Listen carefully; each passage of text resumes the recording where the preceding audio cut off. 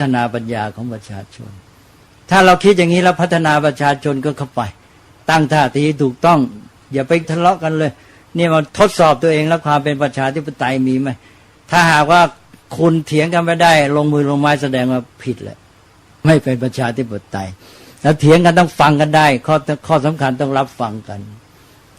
นี่ระบบพุทธศาสนาเนี่ยเป็นระบบที่ต่อไปคอยดูจะเป็นแบบอย่างกับประชาธิปไตยเพราะมันเป็นระบบประชาธิปไตยดูการพัฒนาของท่านในการพัฒนาปัญญาของมนุษย์ที่อยู่ร่วมกันมันก็เหมือนว่าเรากำลังจะออกจากไอ้ลัทธิที่ต้องเชื่อฟังนะมีผู้ปกครองว่ายังไงต้องอย่างนั้นระบบนี้ก็คือระบบศรัทธาถูกไหมระบบศรัทธาต้องมีศรัทธาต้องเชื่อถ้ามีเฟซถ้าเชื่อจริงแล้วก็โอเบด้วยเฟซกับโอเบท่านต้องแยกกันนะบีลีฟกับโอเบไม่เหมือนกันนะโอเบนี่เป็นเรื่องวินัยเรื่องกฎหมายต้องโอเบกติกาตกลงกันแต่บีลีฟนี่เป็นความเชื่อทีนี้ถ้าเรามีเฟซในคนนี้ว่าเขาดีเราก็พร้อมที่จะโอเบถูกไหมแต่ทีนี้ถ้าไม่มีเฟซมันไม่น่าศรัทธาคนนี้ไม่ดีแต่มันให้โอเบตอนนี้เรากดขี่เลยใช่ไหมนี่มันมาคู่กันไอโอเบกับไอเฟซเนี่ยเพราะนั้นต้องแยกให้ถูกในภาษาไทยมันแยกไม่เป็นเนี่ยเชื่อฟังระวังนะมันเชื่ออันไหนมันเชื่อฟังไปโอเบหรือเชื่อแบบบิลีฟนี่ในพุทธศาสนาเนี่ยท่านบอกว่าถ้ากติกาเช่นวินัยตกลงกันไว้แล้วก็แปลว่าโอเบเพราะเราตกลงกันว่าอย่างนั้นมันเป็นมติส่วนรวมตั้งไว้ก็โอเบเดอะลอแต่ท่านไม่บังคับเรื่องเฟซเรื่องบิลีฟใช้ปัญญานี่ระบบของศรัทธาก็เช่นว่าผู้ปกครองคนเดียวต้องเชื่อแล้วก็โอเบไปด้วยตั้งอยู่ได้ด้วยศรัทธานี่ในเมื่อเราจะให้ประชาชนปกครองกันเองก็ต้องออกมาจากระบบศรัทธาเป็นใหญ่เนี่ยให้มาสู่ระบบปัญญาเพราะว่าศรัทธาก็คือไปเชื่อปัญญาเขาอีตาคนนั้นผู้ปกครองท่านเนี้ยโอ้ท่านมีปัญญาดีเราเนี่ยไม่มีปัญญาเราคิดสู้ท่านไม่ได้ต้องไปฟังท่านอยากจะรู้อะไรอยากจะแก้ปัญหาอะไรก็ต้องไปขอให้ท่านช่วยแล้วก็ไปเชื่อปัญญาท่านไงศรัทธาก็ไปฝากไว้ในปัญญาของผู้อื่นทีนี้ในการปกครองประชาธิปไตยก็คือเราจะต้องพัฒนามนุษย์แต่ละคนเนี่ยให้มีปัญญาของตนเอง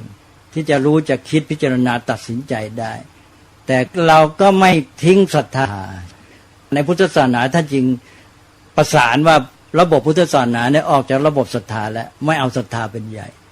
ศรัทธาไม่ใช่สูงสุดฉะนั้นเราไม่ถือเฟซเป็นใหญ่เราเอาปัญญาเป็นใหญ่เป็น wisdom เป็น insight ต้องเกิดปัญญาทีนี้จะเกิดปัญญาไงก็ต้องพัฒนามนุษย์แล้วมันจะมาประสานกับระบบชีวิต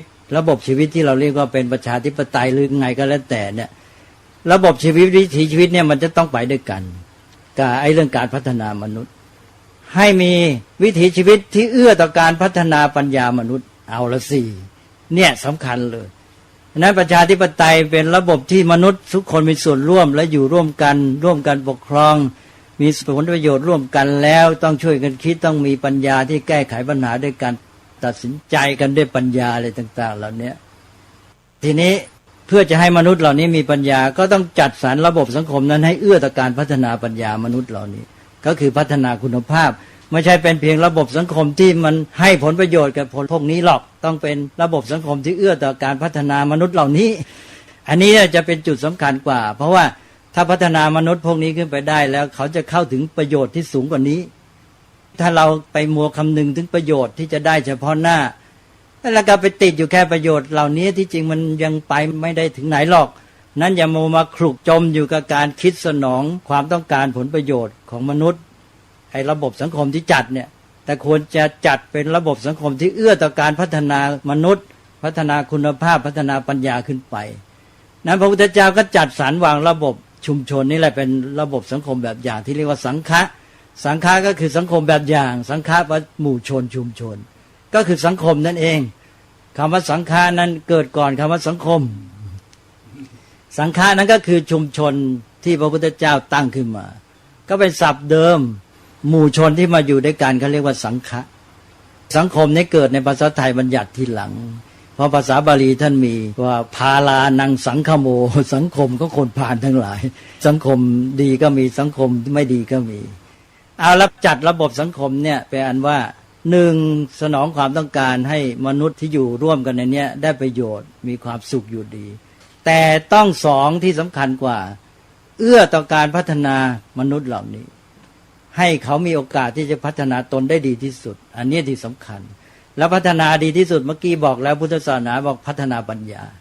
เป็นเอตทัคคะในบรรดาการพัฒนาทั้งหลายเพราะในพระพุทธเจ้าก็จัดระบบสังฆะที่ประชุมชนจะเห็นว่าธรรมะในพุทธศาสนานี่เป็นหมวดซึ่งจะไม่เห็นที่ไหนเลยนะมี2 3 4 5 6 7เป็นชุดหมดชุดเหล่านี้เป็นชุดแบบองค์ประกอบก็มีหมายความว่าสิ่งนั้นเป็นองค์รวมเกิดขึ้นจากองค์ร่วมส่วนย่อยอะไรบ้างเช่นชีวิตเราเกิดจากองค์ร่วม5อย่างเป็นขันธ์5รูปเวทนาสัญญาสังขารวิญญาณอย่างนี้เรียกว่าเป็นระบบองค์ร่วมเป็นระบบองค์ประกอบก็เป็นตัวเลขชุดเหมือนกันหรือเป็นชุดเป็นขั้นตอนก็ได้ชุดแบบขั้นตอนเป็นลำดับเช่นศีลสมาธิปัญญาเลื่อนขึ้นไปหรือเป็นองค์ประกอบด้วยแล้วก็มีความสมดุลอย่างชุดพรหมวิหาร4ต้องมีครบถ้ามีไม่ครบแล้วคุณเสียแน่สังคมไปไม่รอดคนไทยไม่รู้หลักนี้เอาพรหมวิหารมาใช้กันไม่ครบ4ก็เสียอีกจะเห็นว่าระบบดุลยภาพเนี่ยมีในแทบทุกชุดเลยแฝงอยู่ในชุดนั้นๆจะมีองค์ไอตัวสำคัญอันหนึ่งที่จะสร้างดุลยภาพในชุดนั้นๆเช่นอย่างธรรมะที่เป็นชุดมีศรัทธาในชุดไหนต้องมีปัญญาทุกชุดไปให้ท่านสังเกตดูมีไหมศรัทธามาในธรรมชุดไหนไม่มีปัญญาไม่มีก็หมายความว่าเอาศรัทธามาเริ่มแต่คุณต้องพัฒนาให้ได้ปัญญานั้นธรรมะทุกชุดที่มีศรัทธาก็จะต้องมีปัญญาไปเป็นตัวดุลอันนี้บุญญาภาพแบบนี้จะมีอยู่เรื่อยๆโดยเฉพาะบุญญาภาพระหว่างฝ่ายจิตกับฝ่ายปัญญาอย่างศรัทธานี้เป็นฝ่ายจิตใจแล้วก็ปัญญาก็ฝ่ายปัญญานี้อย่างเราอยู่ร่วมกันในชุมชนเนี่ยเราจะเห็นระบบการอยู่เช่นเอาผมยกตัวอย่างอีกหมวดหนึ่งคือนาถกรณธรรมทำสร้างที่พึ่งทำให้ตัวเป็นที่พึ่งหรือพึ่งตนเองได้ท่านบอกว่าตนเป็นที่พึ่งของตนทำตนเป็นที่พึ่งของตนทำไงก็ต้องทำตนให้เป็นที่พึ่งได้จะทำไงให้ตนเป็นที่พึ่งได้ก็ต้องพัฒนาตนท่านเตือนแหละต้องพัฒนาตนขึ้นไปแล้วจะมีตนที่พึ่งได้ถ้าคุณจะพึ่งตนแต่มีตนที่พึ่งไม่ได้ก็จบไปสิดังนั้นพุทธศาสนามีหลักสำคัญก็คือถือว่าในที่สุดแล้วที่พึ่งที่แท้ก็คือตนเองแต่ว่าจะพึ่งตนได้ยังไงก็ต้องพัฒนาตนนี้ให้เป็นตนที่พึ่งได้ในที่สุดพุทธศาสนาก็พัฒนาระบบขึ้นมาทั้งหมดที่เราเรียกว่าไตรสิกขาหรือเรียกมรรคหรืออะไรก็แล้วแต่ก็คือระบบที่จะพัฒนาคนเพื่อให้คนนั้นมีตนที่พึ่งได้เท่านั้นเองทั้งหมดที่เป็นพุทธศาสนาเนี่ยก็คือเพื่อพัฒนาคนให้มีตนที่พึ่งได้เมื่อมีตนที่พึ่งได้แล้วเขาจะได้ไปเป็นส่วนร่วมที่ดีในสังคมมนุษย์และมีปัญญาเป็นตัวที่จะให้เขามีคุณภาพที่ดีไปช่วยเป็นส่วนร่วมที่ดีในการคิดพิจารณาแก้ปัญหาทั้งชีวิตและสังคมของเขานั้นตอนที่พระพุทธเจ้าตรัสว่าตนเป็นที่พึ่งของตนก็มีธรรมหมวดหนึ่งที่ว่าธรรมสร้างที่พึ่งเรียกว่านาถกรณธรรมมี10ประการด้วยกันนี่เป็นเพียงตัวอย่างให้ท่านไปดูหลักธรรมต่างๆแม้แต่สติปัฏฐาน4ก็แปลว่าเป็นหลักธรรมสำหรับพึ่งตนได้คนที่มีสติปัฏฐานก็คือพึ่งตนได้พอพึ่งตนก็คือพึ่งธรรมะก็คือพึ่งตัวหลักความจริงหรือคุณภาพในตัวของคุณนั่นแหละอันนี้นาถกรณธรรม10ประการเนี่ยเราจะเห็นว่าหลายข้อเป็นหลักการในการอยู่ร่วมกันทั้งนั้นตั้งแต่ว่าศีลก็ไม่เบียดเบียนกันนะอันนี้ก็เป็นแง่ที่ว่ายังไม่เด่นต่อมากิงกรณีเยสุทกตาเป็นผู้ขยันฉลาดในกิจการที่จะพึงทำในการช่วยเหลือกันแปลตามตัวแปลว่าขยันฉลาดมีทักษะในกรณีที่จะพึงถามว่าจะมีอะไรให้ทำลักษณะอย่างหนึ่งในการพัฒนาตนที่เป็นที่พึ่งของตนเนี่ยกลับกลายเป็นต้องไปช่วยเหลือผู้อื่นการพัฒนาตนให้เป็นที่พึ่งได้ให้ตนเป็นที่พึ่งได้กลายเป็นไปเน้นที่การที่ไปอยู่ร่วมกับผู้อื่นเช่นไปช่วยเหลือคนอื่นอย่างข้อกิงกรณีเยสุทกตาเนี่ยก็แปลว่าคอยถามคุณ มีอะไรให้ผมช่วยไหมหรือว่าถามหมู่คณะมีอะไรที่ผมต้องทำบ้างไหมนี่อย่างนี้ลักษณะของคนที่ทำตนให้เป็นที่พึ่งได้นะต้องคอยถามคนอื่นก็คอยช่วยเหลือเอื้อเฟื้อกันใช่ไหมแล้วก็กัลยาณมิตรตามีกัลยาณมิตรคบหาคนที่ดีที่จะมาช่วยเอื้อต่อการพัฒนาตัวเองและอะไรอีกอันนี้ผมเอาเฉพาะข้อที่เกี่ยวกับคนอื่นแล้วก็มีข้ออันหนึ่งโสวจัสตา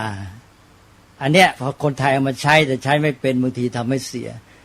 โสวจัสตาแปลกันว่าความเป็นคนว่าง่ายทีนี้คนไทยเราก็มาอุ้ยว่าง่ายเนี่ยไม่ได้ความแล้วทำให้แย่เลยก็เลยเป็นคนไม่รู้จักคิดทีนี้ถ้าไอ้เจ้าโสวจัสตาเนี่ยไปอยู่ในระบบศรัทธาก็เป็นไปได้ใช่ไหมถ้าไปอยู่ในระบบศรัทธาก็ได้แต่เชื่อฟังก็เลยว่าง่ายว่าไงก็ว่านอนสอนง่ายไม่ใช่ว่าง่ายเฉยๆนะว่านอนสอนง่ายซะอีกบอกให้นอนก็นอน นี่แหละคนไทยเราก็กลับไปติหลักข้อนี้นี่แหละไม่รู้หลักธรรมที่เป็นชุดโสวจัสตาเนี่ยเป็นคุณสมบัติสำคัญของระบบประชาธิปไตยนี่แหละที่บอกว่าตอนนี้มันทดสอบความเป็นประชาธิปไตยไม่ฟังกันนี่แหละเพราะว่าขาดโสวจัสตาโสวจัสตานี่เป็นคุณสมบัติขั้นแรกสำคัญของคนที่จะอยู่ในระบบประชาธิปไตย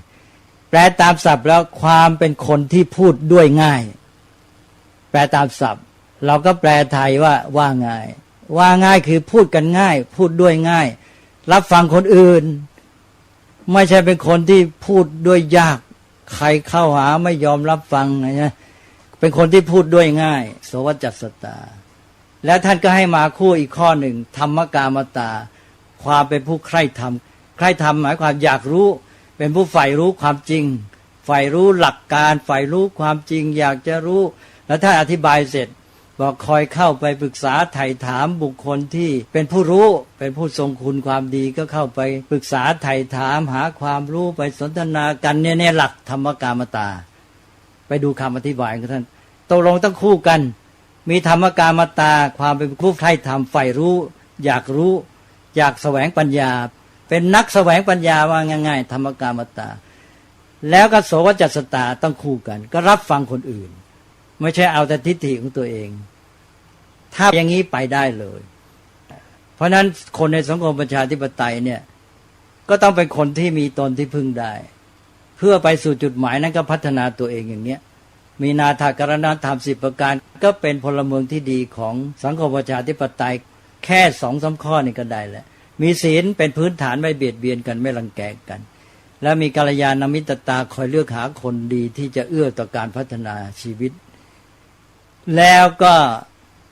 เป็นคนที่พูดด้วยง่ายรับฟังคนอื่นแล้วก็เป็นผู้ใฝ่รู้ใฝ่แสวงปัญญาหาความรู้หาความจริงใครทำต้องการความถูกต้อง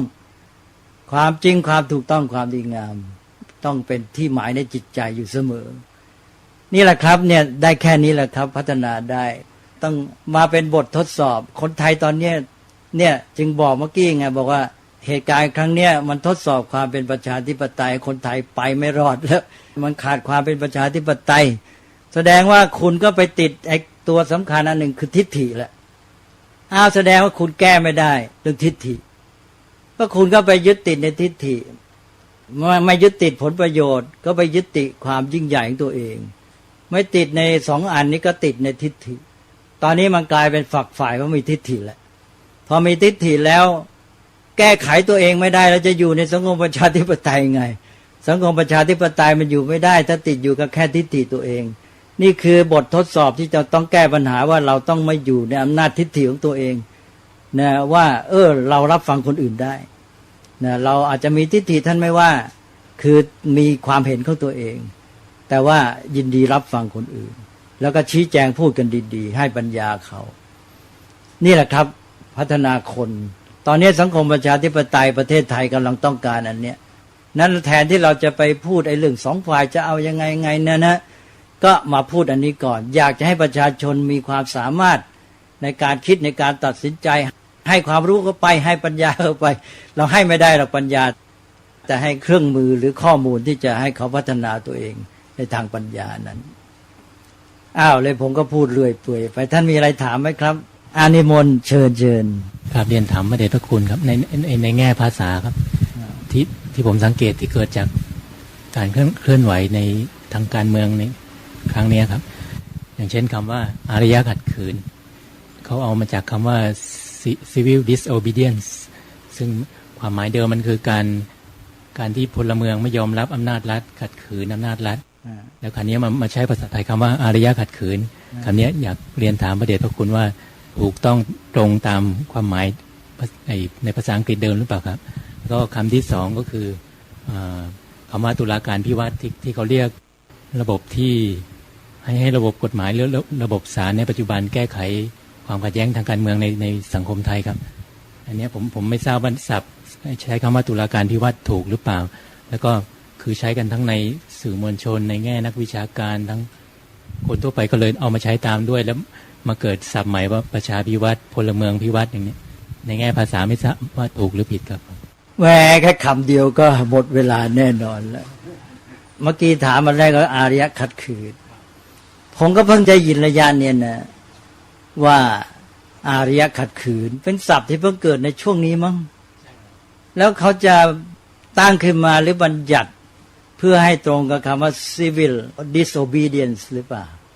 ต้องการนี้เลยเขาบอกหรือเปล่าว่าเขาต้องการให้ตรงคำนี้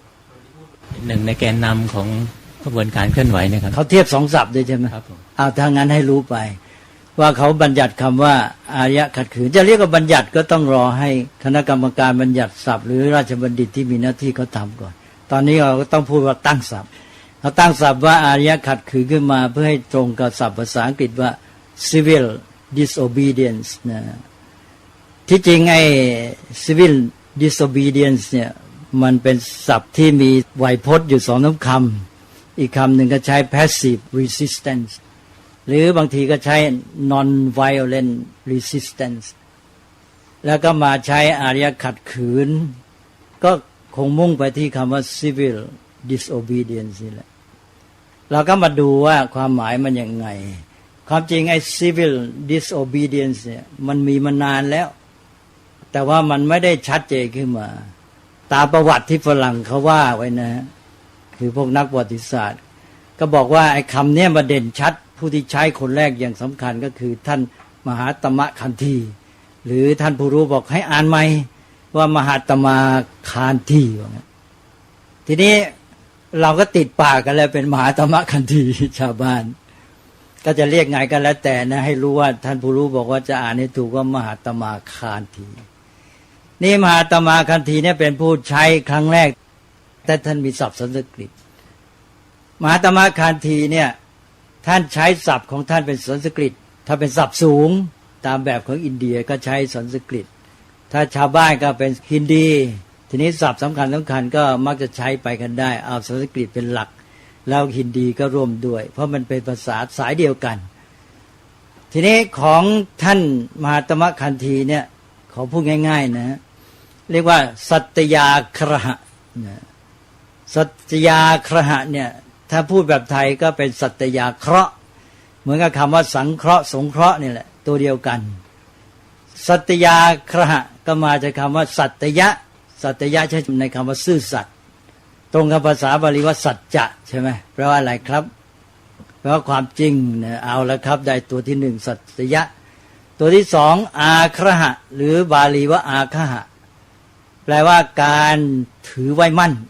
คหะแปลว่าจับหรือถืออาคหะการถือไว้มั่นเลยฝรั่งก็แปลสัตยาเคราะห์หรือสัตยาครหะนี่แปลว่า devotion to truth the devotion to truth แปลว่าความยืนหยัดก็ได้ยืนหยัดในสัจจะหรือยืนหยัดในความจริงหรือภักดีต่อความจริงกสัตยาครหะเนี่ยแปลไทยดีกับฝรั่งแปลยืนหยัดในสัจจะหรือแปลว่าถือมั่นสัจจะเอาความจริงเป็นหลักแล้วก็เลยทำให้เกิดกำลังเพราะนั้นฝรั่งก็แปลศัพท์แปลสัตยาครหะหรือสัตยาเคราะห์นี่ว่า truth force แปลว่าพลังแห่งสัจจะเอาละครับนี่ฝรั่งเขาว่าทีนี้ว่ามหาตมะคันธีนี่เป็นผู้ริเริ่มขึ้นมามหาตมะคันธีนี่ท่านใช้ตั้งแต่นู่นน่ะตอนนั้นท่านไปอยู่ที่แอฟริกาใต้ แล้วในราวปีคศ1906ถึงปัจจุบันเท่าไหร่แล้วโอ้ต้อง102 ปีแล้วเนี่ย102 ปีมาแล้วนั่นแหละตอนนั้นแอฟริกาเนี่ยก็เป็นอาณานิคมของอังกฤษก็มีกฎหมายซึ่งพวกชาวอาณานิคมพวกเมืองขึ้นเนี่ยเห็นว่ากฎขี่มหาตมะคันธีนี่ก็เอาหลักการนี้ขึ้นมาท่านเป็นผู้คิดนะก็คือการใช้หลักที่ฝรั่งเรียกว่า civil disobedience คือแข็งขืนไม่ยอมตามกฎหมายของรัฐเพราะถือว่ากฎหมายของประเทศเจ้าอาณานิคมเนี่ยเป็นกฎหมายกดขี่เอาเปรียบพวกชาวอาณานิคมบังคับขู่เข็นขูดรีดและต่างๆเอาเปรียบสารพัดแหละนี่พวกนี้จะเอาไงก็เลยใช้วิธีที่จะให้แก้กฎหมายโดยวิธีแข็งขืนไม่ยอมปฏิบัติตามนี่ท่านก็เริ่มมาตั้งแต่อยู่ที่แอฟริกาใต้ต่อมาท่านก็กลับมาอินเดียต่อมาอีก11 ปีปรากฏว่าก็ได้เริ่มใช้สัตยาครหะนี้ในประเทศอินเดียหรือ civil disobedience เนี่ยนะในปี 1917ก็ใช้เรื่องเนี้ยเพราะว่าอินเดียก็เหมือนแอฟริกาใต้ก็ตกอยู่ใต้การปกครองลัทธิอาณานิคมที่อังกฤษเป็นเจ้าอาณานิคมก็มีกฎหมายที่กดขี่ขูดรีดบังคับมากมายมหาตมะคันธีก็มาเป็นผู้นำในการที่จะใช้วิธีการเนี่ยในการแข็งขืนไม่ยอมปฏิบัติตามกฎหมายที่ไม่เป็นธรรมเพื่อจะให้เขายอมแล้วก็แก้กฎหมายนั่นตัวสำคัญก็เนี่ยจะแข็งขืนต่อกฎหมายนั้นเพื่อแก้กฎหมายด้วยเพื่อจะให้เกิดความเป็นธรรมขึ้นมาก็ใช้กันมาเนี่ยเรื่อยมาเนี่ยจนกระทั่งอินเดียได้เอกราชในปี1947แบ่งเป็น2 ประเทศก็เรียกว่าสู้กันนานทีเดียวอันนี้วิธีการสัตยาครหะเนี่ยเราก็ต้องดูที่ว่าแข็งขืนไม่ยอมตามอำนาจปกครองหรืออำนาจบังคับของกฎหมายคือต้องการแก้กฎหมายไหนก็ฝ่าฝืนไม่ยอมปฏิบัติตามกฎหมายนั้นแต่ว่าต้องทำสิ่งที่ดีงามถูกต้องอันนี้สำคัญมากแล้วจะต้องไม่มีความรุนแรงเป็นอันขาดดังนั้นมหาตมะคันธีนี้ก็เป็นผู้นำที่ว่าจะไม่ยอมใช้ความรุนแรงเลยอังกฤษจะทุบตีจะฆ่าแกงยังไงก็ยอมเมื่อต้องเข้าคุกมายืนเรียงแถวให้จับเข้าคุกเลยอันนี้เป็นวิธีที่เรียกว่า civil disobedience ก็คือว่าต้องไม่มี violence จริงๆแล้วต้องทำสิ่งที่ดีงามถูกต้องเป็นแต่เพียงว่าใช้วิธีที่แข็งขืนไม่ยอมปฏิบัติตามไอ้กฎหมายอันนั้นที่ต้องการแก้ไขที่ไม่เป็นธรรมนั่นแหละเฉพาะเจาะจงลงไปเลยให้เห็นชัดแต่ว่าพฤติกรรมการประพฤติอื่นต้องดีนี่ก็มีผู้วิเคราะห์อีกว่าไอ้คำว่าสัตยาครหะของท่านคานธีเนี่ยที่จริงมันกว้างกว่า civil disobedience เพราะว่ามันเข้าสู่วิถีชีวิตด้วย civil disobedience อาจจะเฉพาะเหตุการณ์หรือพฤติกรรมในกระบวนการนั้นที่จะแข็งขืนแต่สัตยาครหะเนี่ยหมายความว่าในการดำเนินชีวิตของเขานี่ต้องประพฤติตัวอยู่ในศีลธรรมเป็นคนดีด้วยแล้วก็มีวางต่อไปถึงจุดหมายต้องเป็นจุดหมายที่เป็นไปเพื่อฮาร์โมนีไม่มุ่งที่ดีฟีตหรือวิกตอรี่หมายความไม่ต้องการแพ้ชนะกันแต่เอาที่ประสานกลมกลืนเป็นสามัคคีเป็นฮาร์โมนีดังนั้นสัตยาครหะที่แท้นั้นมีความหมายกว้างกว่า civil disobedience จะถือว่ามหาตมะคันธีเนี่ยเป็นผู้ทำจริงจังเป็นคนแรกแล้วก็ทำได้สำเร็จแล้วต่อมาผู้ที่ทำตามก็คือพวกคนดำนำโดยมาร์ติน ลูเทอร์ คิง จูเนียร์ในอเมริกาในช่วงทศวรรษ 1950-1960 แล้วต่อมามาร์ติน ลูเทอร์ คิงก็ถูกยิงตายซะอันนี้ก็เป็นเรื่องที่ว่าปัญหาอย่างคนดำในอเมริกาก็ยังไม่จบพวกที่ใช้วิธีแบบรุนแรงก็มีแต่มาร์ติน ลูเทอร์ คิงเนี่ยเป็นบุคคลที่เป็นที่นิยมนับถือมากที่สุดในกระบวนการที่จะแก้ปัญหาเรื่องผิวให้คนผิวดำได้มีสิทธิ์มีเสียงอะไรเนี่ยเอาละครับก็เราดูเรื่องที่เป็นมาแปลว่าหลักการ civil disobedience ก็ต้องแข็งขืนกฎหมายที่ตัวต้องการจะแก้ไขนั้นจำเพาะให้ชัดลงไป2ก็ต้องกระทำโดยตัวเองไม่มีความรุนแรงเลยเป็นอันขาดแล้วตัวเองจะต้องประพฤติดีอยู่ในหลักศีลธรรมแล้วก็ต้องทำตามกฎเกณฑ์กฎหมายอะไรเขาให้ติดคุกก็ยอมติดคุกในทำนองนี้นะอันนี้ก็ว่าไปตามนั้นเลยรัชกาลที่ท่านทำมา เขาฆ่าก็ฆ่าฉันก็ไม่ทำอะไรคนอินเดียก็ตายเยอะเหมือนกันนะมหาตมะคันธีก็เข้าคุกอยู่เนี่ยไปนอนในคุกด้วยเขาจะจับเข้าคุกก็ยืนเข้าแถวให้จับเข้าคุกไปอะไรเอาละครับเอาพื้นทั่วไปก่อนนี้ก็มาดูศัพท์ในเมื่อ civil disobedience เป็นที่มาของคำว่าอารยขัดขืนแล้วก็มาดูว่าทำไมจึงตั้งความหมายนี้ขึ้นมาขัดขืนแล้วก็ disobedience แหละแปลว่าไม่เชื่อฟังก็ขัดขืนหรือ resistance ก็เหมือนกันก็ขัดขืนเหมือนกันต้านทานแข็งขืนนี่ว่าอารยะมายังไงอารยะมันก็มาจากนี่แหละครับ civil ทำไมอันนี้เป็นเรื่องยาวเหมือนกัน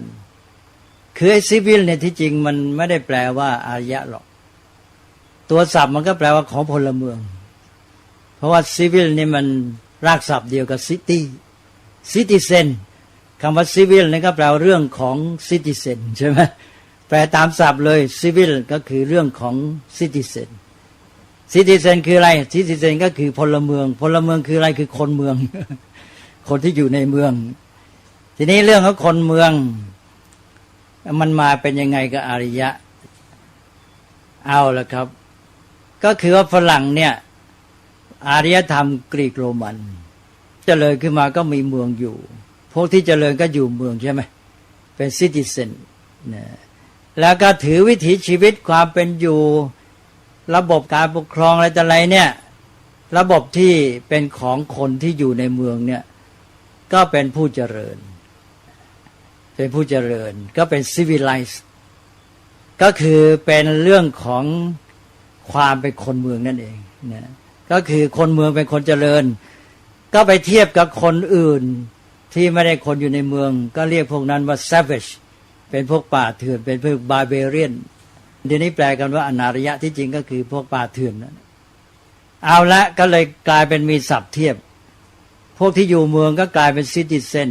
มี civilization เป็นพวก civil แล้วก็พวกที่ไม่อยู่ในเมืองเป็นพวกป่าเถื่อนเป็น savage เป็น barbarian นะต่อมาพวกที่อยู่ในเมืองที่เจริญพวกกรีกโรมันเป็นต้นและมาฝรั่งด้วยเนี่ยก็ถือตัวเองเป็นพวก civilized เนี่ยเป็นพวกเจริญแล้วก็เห็นพวกอื่นเป็น savage เป็น barbarian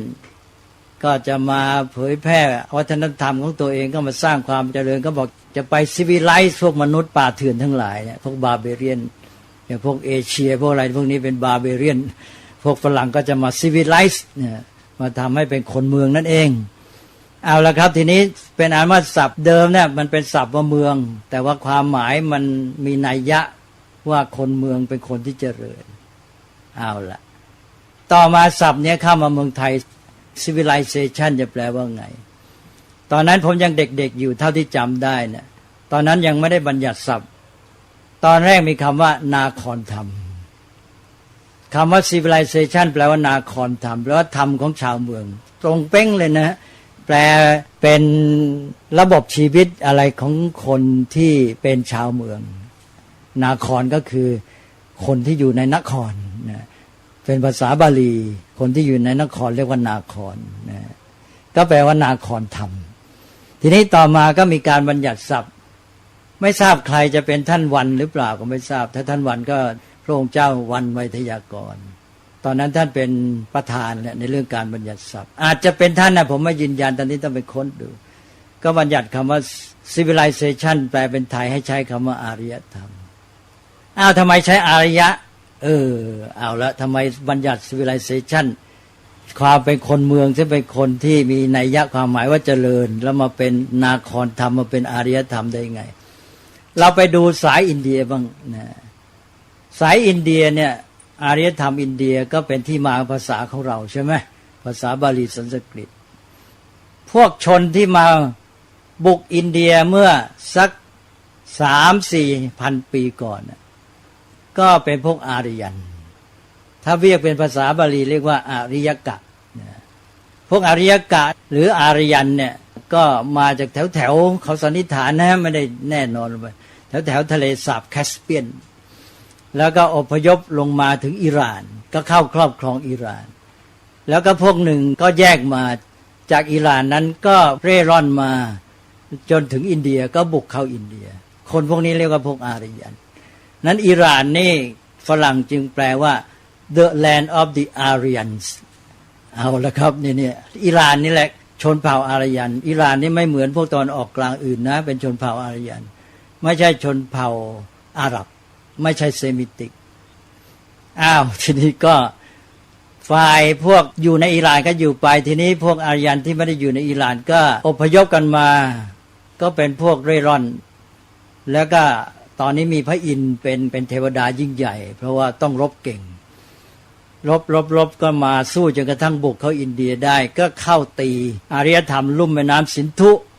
ฮาลัปปาโมเฮนโจโดโรลงไปแล้วพวกนั้นซึ่งมีอารยธรรมอยู่ก่อนแล้วก็เลยพินาศก็จับไอ้พวกชนพวกนี้เลยเป็นทาสเป็นทัศยุหรือบางทีเรียกว่าพวกมิลักขะในภาษาบาลีในพุทธประวัติเราจะเรียนคำว่ามิลักขะชนท้องถิ่นก็กลายเป็นคนป่าคนเถื่อนไปพวกอารยันก็ขึ้นเป็นใหญ่อารยันก็เป็นเรื่องของเผ่าพันธุ์มนุษย์นี่เองเดิมนะเป็นภาษาบาลีเรียกว่าอาริยกะทีนี้เพราะความเป็นอาริยกะเนี่ยมาเป็นผู้ปกครองเป็นใหญ่ก็เป็นฝ่ายที่เจริญก็กดเรียกไอ้พวกที่เป็นทาสหรือถูกปกครองพวกที่ไม่มีอำนาจก็ถูกเรียกเป็นพวกไม่เจริญเป็นพวกอนาริยะเอาแล้วนะครับเกิดละศัพท์แล้วเกิดศัพท์คู่ว่าอาริยะกับอนาริยะหรืออาริยะกับอนาริยะก็เกิดจากเผ่าชนนี่แหละแต่ในความเป็นเผ่าชนนั้นก็คือถือว่ามีความเจริญในระบบวิถีชีวิตเรื่องของการก่อสร้างบ้านเมืองอยู่เมืองอะไรเนี่ยเข้ามาแบบเดียวกับกรีกโรมันเหมือนกันเพราะนั้นไอ้ความเป็นอาริยะมันก็เลยมาประสานกับความมีเชื้อชาติหนึ่งแล้วก็สองก็คือเรื่องของระบบวิถีชีวิตการอยู่ในวิถีชีวิตแบบเมืองที่เจริญก้าวหน้าเป็นผู้ปกครองมีวัฒนธรรมมีการค้าขายอะไรใหญ่โตนี่ก็เลยความเป็นอารยันก็อยู่ที่นี่นี่เมื่อพวกอารยันมาปกครองพวกคนท้องถิ่นแล้วตอนนี้ก็เกิดเทพเจ้าใหม่เรียกว่าพระพรหมพระอินทร์ก็ชักตกอันดับพระอินทร์ตกอันดับก็ยังเป็นใหญ่อยู่เหมือนกันแต่ว่าตอนนี้เกิดเรื่องเกิดราวเสียหายไปเป็นชู้กับเมียพระฤาษีบ้างอะไรต่ออะไรถูกสาปวุ่นวายแต่ว่าที่ขึ้นมาเป็นใหญ่ตอนนี้ก็พระพรหมนี่ก็คือเทพเจ้าของพวกปัญญาชนคือตอนที่เร่ร่อนอยู่เนี่ยพระอินทร์เนี่ยเทพเจ้านักรบก็ต้องเป็นใหญ่เพราะตอนนั้นนักรบเป็นใหญ่นี้พอมาเข้าสถานที่แล้วตอนนี้ต้องใช้ปัญญาบ้านเมืองสงบแล้วพวกปัญญาชนก็ขึ้นพอปัญญาชนขึ้นชนวรรณะพราหมณ์ก็ขึ้นเป็นใหญ่พราหมณ์เป็นใหญ่ก็พระพรหมก็เป็นใหญ่เทพเจ้าพระพรหมก็ขึ้นมาเป็นสูงสุดพรหมสูงสุดแล้วก็แบ่งชนมาเป็นวรรณะสี่นี่แหละครับอินเดียเกิดวรรณะสี่มีกษัตริย์พราหมณ์แพทย์สูตรก็บอกว่าพราหมณ์ต้องเอาพราหมณ์เป็นหนึ่งนะในระบบของพราหมณ์นั้นเกิดจากพระโอษฐ์ของพระพรหมเป็นปัญญาชนเป็นผู้สอนเป็นผู้สื่อสารบอกกล่าวแก่ประชาชนโดยรู้พระประสงค์ของพระพรหมแล้วก็กษัตริย์ก็เป็นผู้ที่ใช้แขนใช้พาหาเป็นนักรบสร้างจากพาหาแขนของพระพรหมแล้วก็แพทย์ไวยสยะก็เกิดจากพระตะโพกพระพรหมหมายความว่าใช้เดินเป็นพ่อค้าวานิชเจ้ากองเกวียนเป็นต้นเป็นข้าราชบดีค้าขายเก่งแล้วก็วรรณะที่สี่ก็คือพวกเจ้าถิ่นที่ถูกกดลงเป็นทาสเป็นสูตรแล้วก็ถือว่าสามวรรณะแรกเป็นอริยะก็ไปดูคำจำกัดความเวลาเขาบอกอริยะคืออะไรอริยะอริยกะอริยันคือพราหมณ์กษัตริย์แพทย์ส่วนสูตรวรรณะที่สี่นั้นไม่ได้เป็นอริยะแต่เป็นอนาริยะเอาละครับท่านจะเห็นที่มาที่ไปทีนี้ก็กลายเป็นว่าไอ้คำว่าอาริยะหรืออริยะเลยมีความหมายเป็นว่าเป็นคนชั้นสูงเป็นคนเหนือคนเป็นคนเจริญแปลเป็นภาษาอังกฤษก็แปลอริยะว่า noble และไทยเราก็ไปแปลเข้ากับเมื่อกี้เป็น civilized ไปอริยะเอาละครับทีนี้ความเป็นคนเจริญก็เลยเป็นเรื่องของคำว่าอริยะหรืออริยะไปอันนี้ความเป็นอริยะก็ดี civilization ก็ดีเนี่ยก็มามีความหมายเป็นเชิงรูปธรรมไปแล้วนี่พระพุทธเจ้าอุบัติขึ้นมาเนี่ยพระองค์ก็มาแก้ปัญหานี้พระองค์ไม่ทรงเห็นชอบพระองค์เห็นว่า การถือเทพเจ้าสูงสุดเป็นผู้ดลบันดาลไม่ถูกต้องมนุษย์จะต้องเพียรพยายามทำความสำเร็จด้วยการทำเหตุปัจจัยด้วยตนเองแล้วก็ศาสนาพราหมณ์บอกพระพรหมประทานพระเวทมาพระเวทกำหนดยังไงต้องเป็นไปตามนั้นพุทธเจ้าบอกไม่ต้องนับถือพระเวทมนุษย์เราศึกษาได้ทุกคนมีปัญญาให้ฉลาดได้พัฒนาไตรวิชาสามดีกว่าพวกพราหมณ์เท่านั้นที่จะรู้ไตรเพศพระพรหมสื่อกับพราหมณ์ให้ไตรเพศมาทางพราหมณ์คนอื่นก็แย่ดิพวกกษัตริย์แพทย์ก็พอเรียนได้ยังเป็นอาริยะแต่สูตรนี้เรียนไม่ได้เลยถ้าไปฟังสาธยายพระเวทผมเคยเล่าให้ฟังแล้วนี่แค่ไปฟังสาธยายพระเวทตอนหลังเขามีกฎกติกาว่าให้เอาตะกั่วหลอมยอดหูมันถ้ามันสาธยายพระเวทให้ตัดลิ้นมันเสียนั้นก็ผูกขาดการศึกษาหมดพระเจ้าก็บอกว่าไม่ต้องไปพึ่งพาพระเวททุกคนเนี่ยไม่ว่าเกิดในวันไหนก็มีปัญญารู้วิชาสามพระเวทสามก็เกิดในความหมายใหม่คือความรู้ที่เกิดขึ้นในการพัฒนามนุษย์แต่ละคนทุกคนเข้าถึงความรู้หรือไตรเพศหรือไตรวิชานี้ได้หมดเพราะนั้นพระองค์ก็เลยยกเลิกไม่เอาเรื่องวรรณะสี่นะหนึ่งไม่เอาพรหมเป็นใหญ่เป็นผู้สร้างสรรค์บันดาลสองไม่เอาพระเวทว่าเป็นตัวกำกับสังคมชีวิตอะไรต่ออะไรของมนุษย์ทั้งหมดแล้วก็กำกับกำหนดผูกขาดการศึกษาแล้วก็สามวรรณะสี่เรื่องที่จะแบ่งชั้นคนเป็นอริยะสามชั้นไม่เป็นอริยะหนึ่งชั้นอะไรพวกล่างถูกกดขี่แย่พระเจ้าก็บอกว่าเธอจะเป็นคนวรรณะไหนไม่เกี่ยวนอกวรรณะยังได้เป็นจันทานเข้ามาบวชได้เลยก็ล้มเลิกระบบวรรณะเสียไม่เอาวรรณะสี่และอีกอย่างหนึ่งก็พราหมณ์ต้องบูชายันก็ถือว่าสิ่งทั้งหลายจะสำเร็จได้จะป้องกันแก้ไขปัญหาความเดือดร้อนภัยพิบัติได้ต้องการโชคลาภยศก็ต้องไปอาศัยบูชายันให้เทพเจ้าบันดาลพระพุทธเจ้าบอกว่าให้เพียรพยายามทำด้วยกำลังตนเองด้วยการศึกษาให้รู้เหตุปัจจัยให้มีปัญญารู้เหตุปัจจัยแล้วทำเหตุปัจจัยของมันให้เกิดผลที่ต้องการดังนั้นก็เลยล้มเลิกระบบบูชายันบอกไม่ต้องบูชายันเลิกหมดเลยหลักการสำคัญสี่ของพราหมณ์เนี่ยหนึ่งพรหมสองพระเวทสามวรรณะสี่แล้วก็สี่การบูชายันนี่พระพุทธเจ้ายกเลิกอันนี้พระองค์ก็ให้ความจำกัดความใหม่เพราะว่าคำว่าอริยะเดี๋ยวนี้มีความหมายในแง่เป็นคนเจริญนัยยะว่าเจริญพระพุทธเจ้าก็เอาใหม่เลยทีนี้ตอนนี้เราจะมีคำว่าอริยะที่พระพุทธเจ้ามาใช้เป็นอริยบุคคลคือไงเรียนแล้วไม่ขึ้นต่อเชื้อชาติไม่ขึ้นต่อรูปธรรมใช่ไหมก็คือพัฒนาตัวเองดีเป็นอริยบุคคลเป็นโสดาบันสกทาคามีอนาคามีอรหันต์ทุกคนเป็นได้ทั้งนั้นพัฒนาเข้าไปแต่เอาง่ายๆอย่างในคาถาธรรมบทบอกว่าไงนะเตนะอริโยโหติแล้วไปลงท้ายว่าอหิงสาสัพพปานานังอริโยติปวุจติอันนี้ตรงเนี้ยที่เอามาใช้ตรงเนี้ยนะคือพระพุทธเจ้าทรงให้ความหมายประทานความหมายใหม่กับคำว่าอริยะความเป็นอริยะหรืออริยะนั้นอยู่ที่อะไรอยู่ที่ชีวิตจิตใจคุณภาพในตัวคนที่พัฒนาให้ดีอย่างน้อยก็อหิงสาสัพพปานานังอริโยติปวุจติบุคคลใดจะเรียกว่าเป็นอริยะอหิงสาสัพพปานานังนี่อหิงสามาแล้วเพราะอหิงสาไม่เบียดเบียนสัตว์ทั้งหลายทั้งปวงนี่ครับความหมายมาและมาเป็นความหมายเชิงนามธรรมที่เป็นการพัฒนามนุษย์อันนี้ขั้นหนึ่งนะก็แปลว่าความหมายอริยะมาแล้วอีกแห่งหนึ่งพระพุทธเจ้าก็ตรัสลึกลงไปอีกภิกษุชื่อว่าเป็นอริยะได้อย่างไรบอกว่าอารกาปาปกาอากุศลธรรมาเป็นผู้ห่างไกลจากบาปอากุศลธรรมทั้งหลายชื่อว่าเป็นอริยะชื่อว่าเป็นอริยะก็เพราะว่าห่างไกลจากบาปอากุศลธรรมสิ่งที่ไม่ดีเป็นบาปเป็นอกุศลทั้งหลายสิ่งที่ชั่วร้ายเลวทรามโดยเฉพาะก็ง่ายๆโลภะโทสะโมหะหรือตัณหามานะทิฏฐิเอาละครับนี่คืออริยะที่ความหมายแบบพราหมณ์ฮินดูในสังคมเก่าของอินเดียที่คล้ายกับคำว่า civilized ของตะวันตกที่มีพัฒนาการคล้ายๆกันความหมายก็เป็นแบบคล้ายกันบ้างก็คือความเจริญหรือความเป็น civilized หรือเป็นคนอริยะเนี่ยขึ้นต่อรูปแบบทางรูปธรรมที่เป็นเครื่องหมายของความก้าวหน้าในเรื่องของระบบการดำเนินชีวิตและระบบสังคมเช่นเศรษฐกิจการเมืองเป็นต้น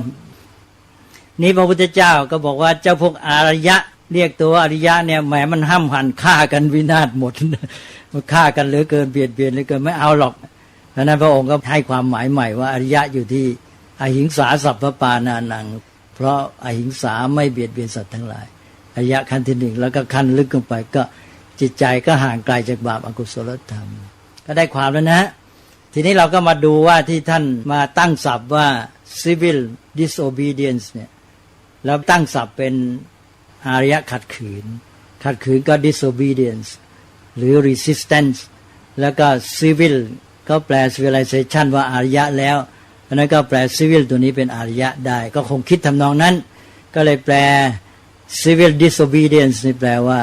อารยะขัดขืนนี้ถ้าเรามาพูดกันเพื่อให้คนเนี่ยพัฒนาอารยะขัดขืนแบบนี้ก็ได้แค่แบบฝรั่งใช่ไหมถ้าเป็นอารยะขัดขืนจริงเนี่ยมันต้องให้ชนะใจตนเองขัดขืนต่อตัณหามานะทิฏฐิในใจตนเองได้นี่แหละอารยะขัดขืนที่แท้จริงจะแน่กับฝรั่ง civil disobedience ถึงไปไม่ถึงอารยะขัดขืนแต่ต้องเป็นอารยะขัดขืนในความหมายที่แท้ของพุทธศาสนาที่เป็นอริยะห่างไกลจากบาปอกุศลธรรมทั้งหลายก็คือไม่ยอมตกอยู่ในอำนาจของตัณหามานะทิฏฐิสำรวจตัวเองเลยอย่าให้ตัณหามานะทิฏฐิมาครอบงำจิตใจของเราแม้แต่ทิฏฐิเนี่ยตัวสำคัญนะผมเล่าแล้วเนี่ยนะทิฏฐิเนี่ยเป็นตัวสำคัญอย่างยิ่งเลยที่ว่ากันยิ่งโลกมนุษย์เจริญพัฒนาเนี่ยไอ้ทิฏฐิเนี่ยตัวร้ายที่สุดเลยถ้าเอาชนะทิฏฐิไม่ได้ประชาธิปไตยก็ไปไม่รอดหรอก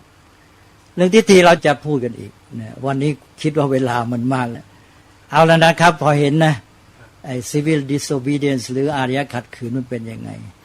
ก็ได้แค่อารยะขัดขืนขั้นที่หนึ่งตรงกับ civil disobedience หรือจะเป็น non-violent resistance หรือ passive resistance ก็แล้วแต่ถ้าใช้ passive มันน่าจะใช้คำว่านิรกิริยาขัดขืนเพราะว่า passive มันตรงข้ามกับ active ถ้าเป็นตรงข้ามแท้ก็เป็นมี reaction เป็น reactive สิมี reaction เป็นปฏิกิริยาตรงข้ามกับปฏิกิริยาก็เป็น passive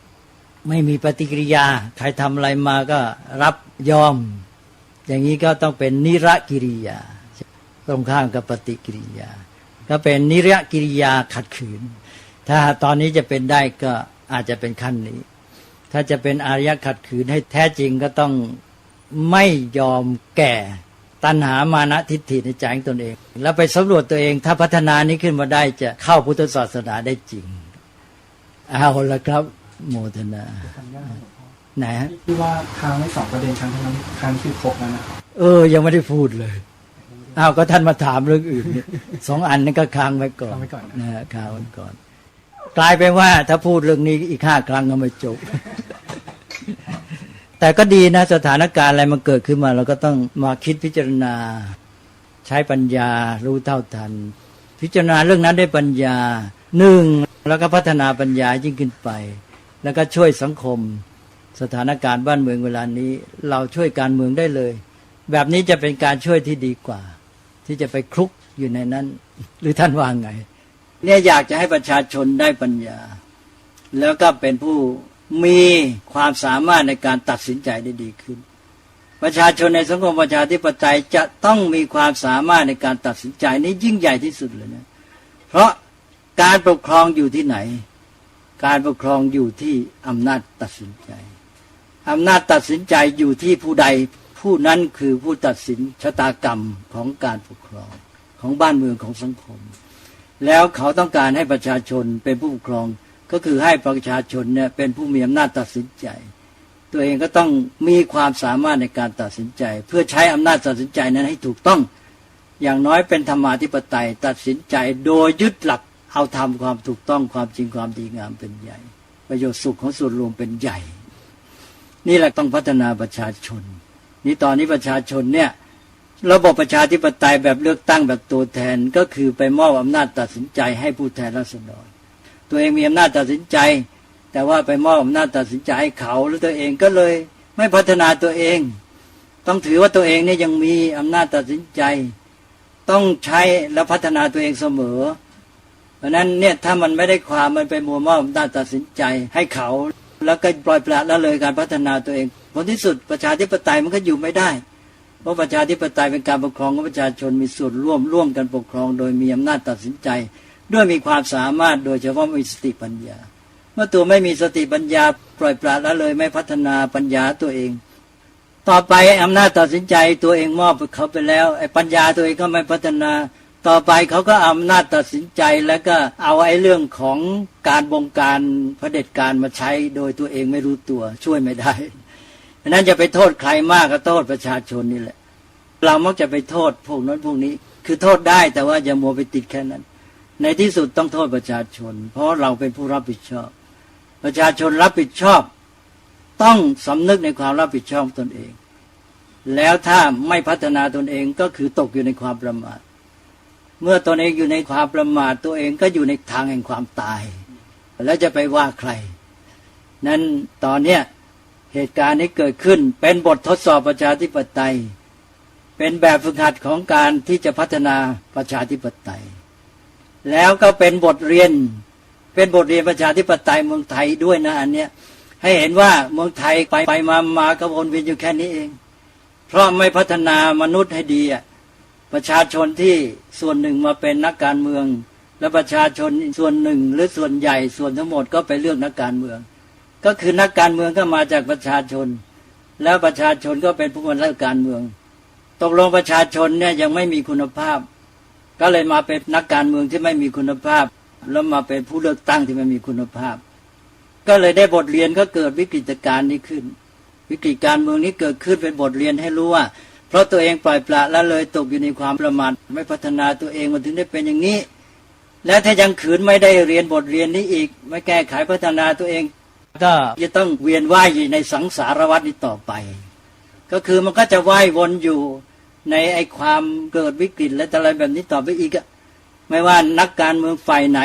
จะมาเสนอระบบไหนขึ้นมาแต่ประชาชนไม่พัฒนาในที่สุดไปไม่รอดฉะนั้นอย่าไปหวังแค่มาวางระบบอะไรต่ออะไรกันเลยต้องให้ชัดว่าเราจะพัฒนาประชาชนอย่างไรจัดระบบสังคมยังไงที่เอื้อต่อการพัฒนามนุษย์เราจะมาพูดกันอีกเรื่องทิฏฐิทิฏเถิดเนี่ยเยอะเลยยาวว่าจะยืดยาวผมไม่ไปว่าเขาแต่ว่าประชาชน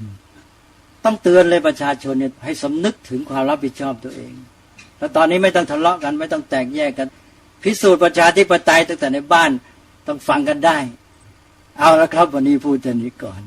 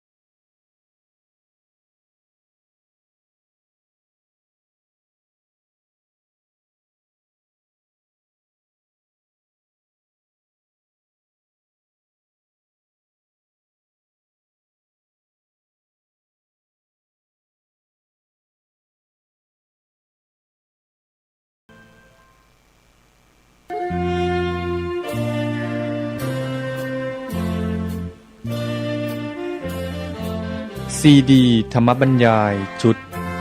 วิกฤตบ้านเมืองวันนี้โอกาสที่มีควรเป็นของใครโดยพระพรหมกุณาภรณ์ปอ.ประยุตโตวัดยานเวศกวันตำบลบางกระทึกอำเภอสามพรานจังหวัดนครปฐม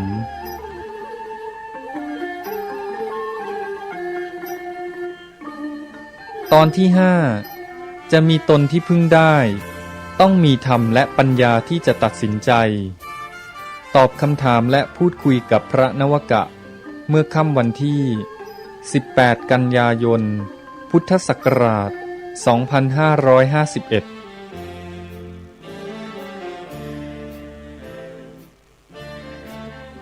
นี่ก็มาคุยกันก็ไม่รู้จะคุยอะไรดี เรื่องมันเยอะแยะเหลือเกินก็เลยชักเรื่อยๆไปเปื่อยๆแล้วว่าไงท่านถือไมค์ไว้แล้วเตรียมจะถามมีอะไร กราบขออนุญาตครับที่ตั้งแต่กราบเรียนไว้ครั้งที่แล้วว่า ตอนที่เราพูดกันถึงเรื่องว่าจะทำอย่างไรกับปัญหาการเมืองในปัจจุบันเนี่ยครับแล้วพระเดชพระคุณหลวงพ่อบอกว่าเรายังค้างไว้อีก2 ประเด็นที่ยังไม่ได้กล่าวถึงครับก็เลยวันนี้จะขออนุญาตให้หลวงพ่อเล่าพูดถึงประเด็นที่ยังค้างไว้จะได้ชักลืมเลยนะไปมาเนี่ยเพราะเรื่องอื่นเข้ามามีคำถามอื่นเข้ามามันก็อยู่ในเรื่องเกี่ยวกับระบบการพัฒนามนุษย์เนี่ยแต่ผมนึกไม่ออกหมดนะตามที่ว่า2 อย่างเนี่ยมันปนเปกันไปหมดเลยเรื่องการพัฒนาคนแล้วก็ได้บอกว่าตามหลักพุทธศาสนาถือว่าการพัฒนาที่สำคัญที่สุดหรือสุดยอดของการพัฒนาก็คือการพัฒนาปัญญาเพราะมนุษย์นี่มันจะเอาดีได้ด้วยปัญญานี่แหละแม้แต่ว่าจะเป็นพระพุทธเจ้าก็ด้วยปัญญาพัฒนาปัญญาไปจนเป็นโพธินั่นเองโพธิก็เป็นชื่อหนึ่งของปัญญาเขาเรียกว่าโพธิปัญญาปัญญาตรัสรู้เพราะปัญญาเป็นตัวที่เหมือนกับว่าเป็นตัวโยงมนุษย์เข้าไปถึงความจริงปัญญาก็ทำให้เรารู้ความจริงและความรู้ความจริงก็หมดแหละจบทีนี้ว่าทำไงจะพัฒนาปัญญาในเรื่องใหญ่มากนี่มันก็เลยโยงมาเรื่องประชาธิปไตยว่าเป็นระบบการปกครองที่มนุษย์แต่ละคนนี่ที่เราเรียกว่าประชาชนนะแยกไปเป็นแต่ละคนละคนได้มีส่วนร่วมในการปกครองเมื่อมีส่วนร่วมในการปกครองก็ต้องมีความสามารถในการคิดพิจารณาตัดสินใจการที่จะคิดพิจารณาตัดสินใจอะไรได้ดีก็ต้องมีปัญญาต้องมีความรู้ในระดับต่างๆจนกระทั่งเข้าถึงความจริงนั่นแหละถ้ามันขาดความรู้มันก็คิดผิดตัดสินใจผิดหมดนี่ก็ประชาธิปไตยก็ต้องเน้นการพัฒนาคนโดยเฉพาะพัฒนาปัญญานี่ก็เลยคล้ายๆกับมาบรรจบกับพุทธศาสนาพุทธศาสนาก็เน้นเนี่ยเรื่องการพัฒนาปัญญาทีนี้ในการพัฒนาปัญญานี่มันก็ไม่ใช่เรื่องง่ายนะมนุษย์เดิมนั่นก็เมื่อคนยังไม่ค่อยพัฒนาไม่มีปัญญาไม่มีความรู้เราก็อาศัยคนที่เขามีประสบการณ์มีความรู้เข้าใจดีกว่าเช่นคนเกิดก่อนที่เรียกว่าผู้ใหญ่เป็นต้นนะแล้วก็คอยฟังหาความรู้จากเขานี่ไอ้ตัวที่จะเชื่อมโยงระหว่างผู้ฟังกับผู้พูดผู้แนะนำก็คือศรัทธาความเชื่อก็เหมือนกับว่าเราฝากปัญญาของเราไว้ที่เขาเพราะเราไม่มีปัญญาเราก็เชื่อในปัญญาของเขานั่นเองก็เป็นแบบพึ่งพาระบบศรัทธาก็เป็นระบบพึ่งพาต้องขึ้นต่อผู้อื่นในเรื่องความรู้ความเข้าใจก็คือขึ้นต่อเขาในเรื่องปัญญาก็เอาศรัทธาได้เป็นตัวไปฝากความเชื่อมั่นหรือการพึ่งพาปัญญาไว้นี่สังคมมนุษย์ก็จะอยู่ด้วยระบบศรัทธานี่มากบางทีก็เลยลืมไปเพราะว่าเพลินแล้วก็ระบบสังคมมันก็ซับซ้อนพอฝากปัญญาไว้กับผู้อื่นด้วยศรัทธาคอยพึ่งพาอาศัยปัญญาของเขาตัวเองก็ประมาทปล่อยเรื่อยเปื่อยไม่พัฒนาปัญญาของตัวเองก็ต้องคอยพึ่งเขาให้เขาบอกอันนี้ระบบศรัทธาก็เป็นไปในแง่ของคนทั่วไปนี่ด้วยที่ประมาทแล้วก็ไม่มีวิธีการในการพัฒนาปัญญาด้วย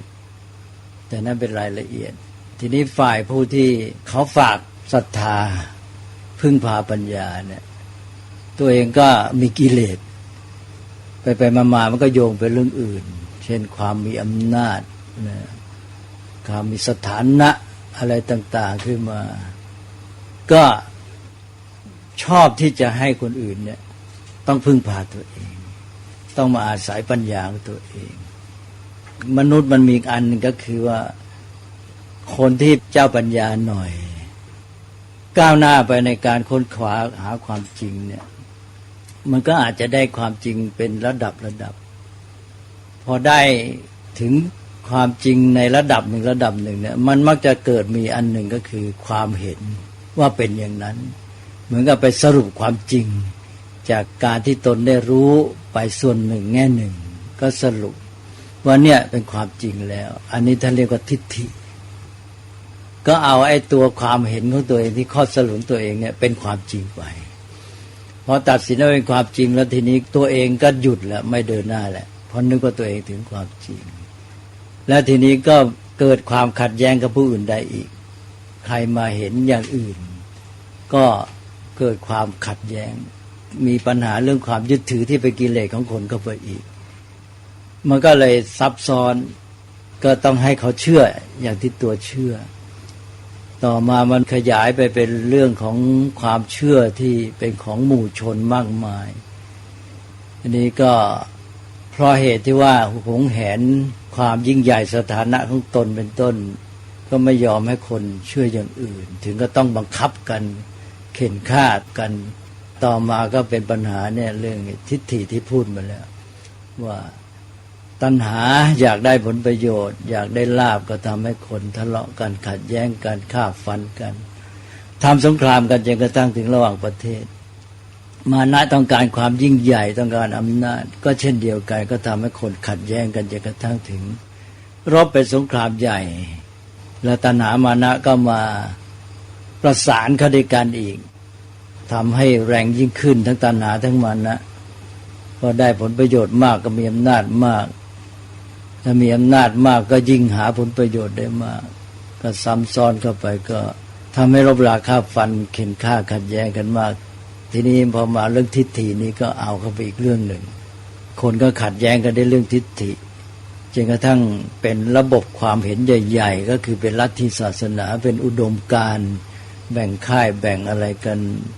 เกิดสงครามระหว่างประเทศแทบจะเป็นสงครามโลกเลยเนี่ย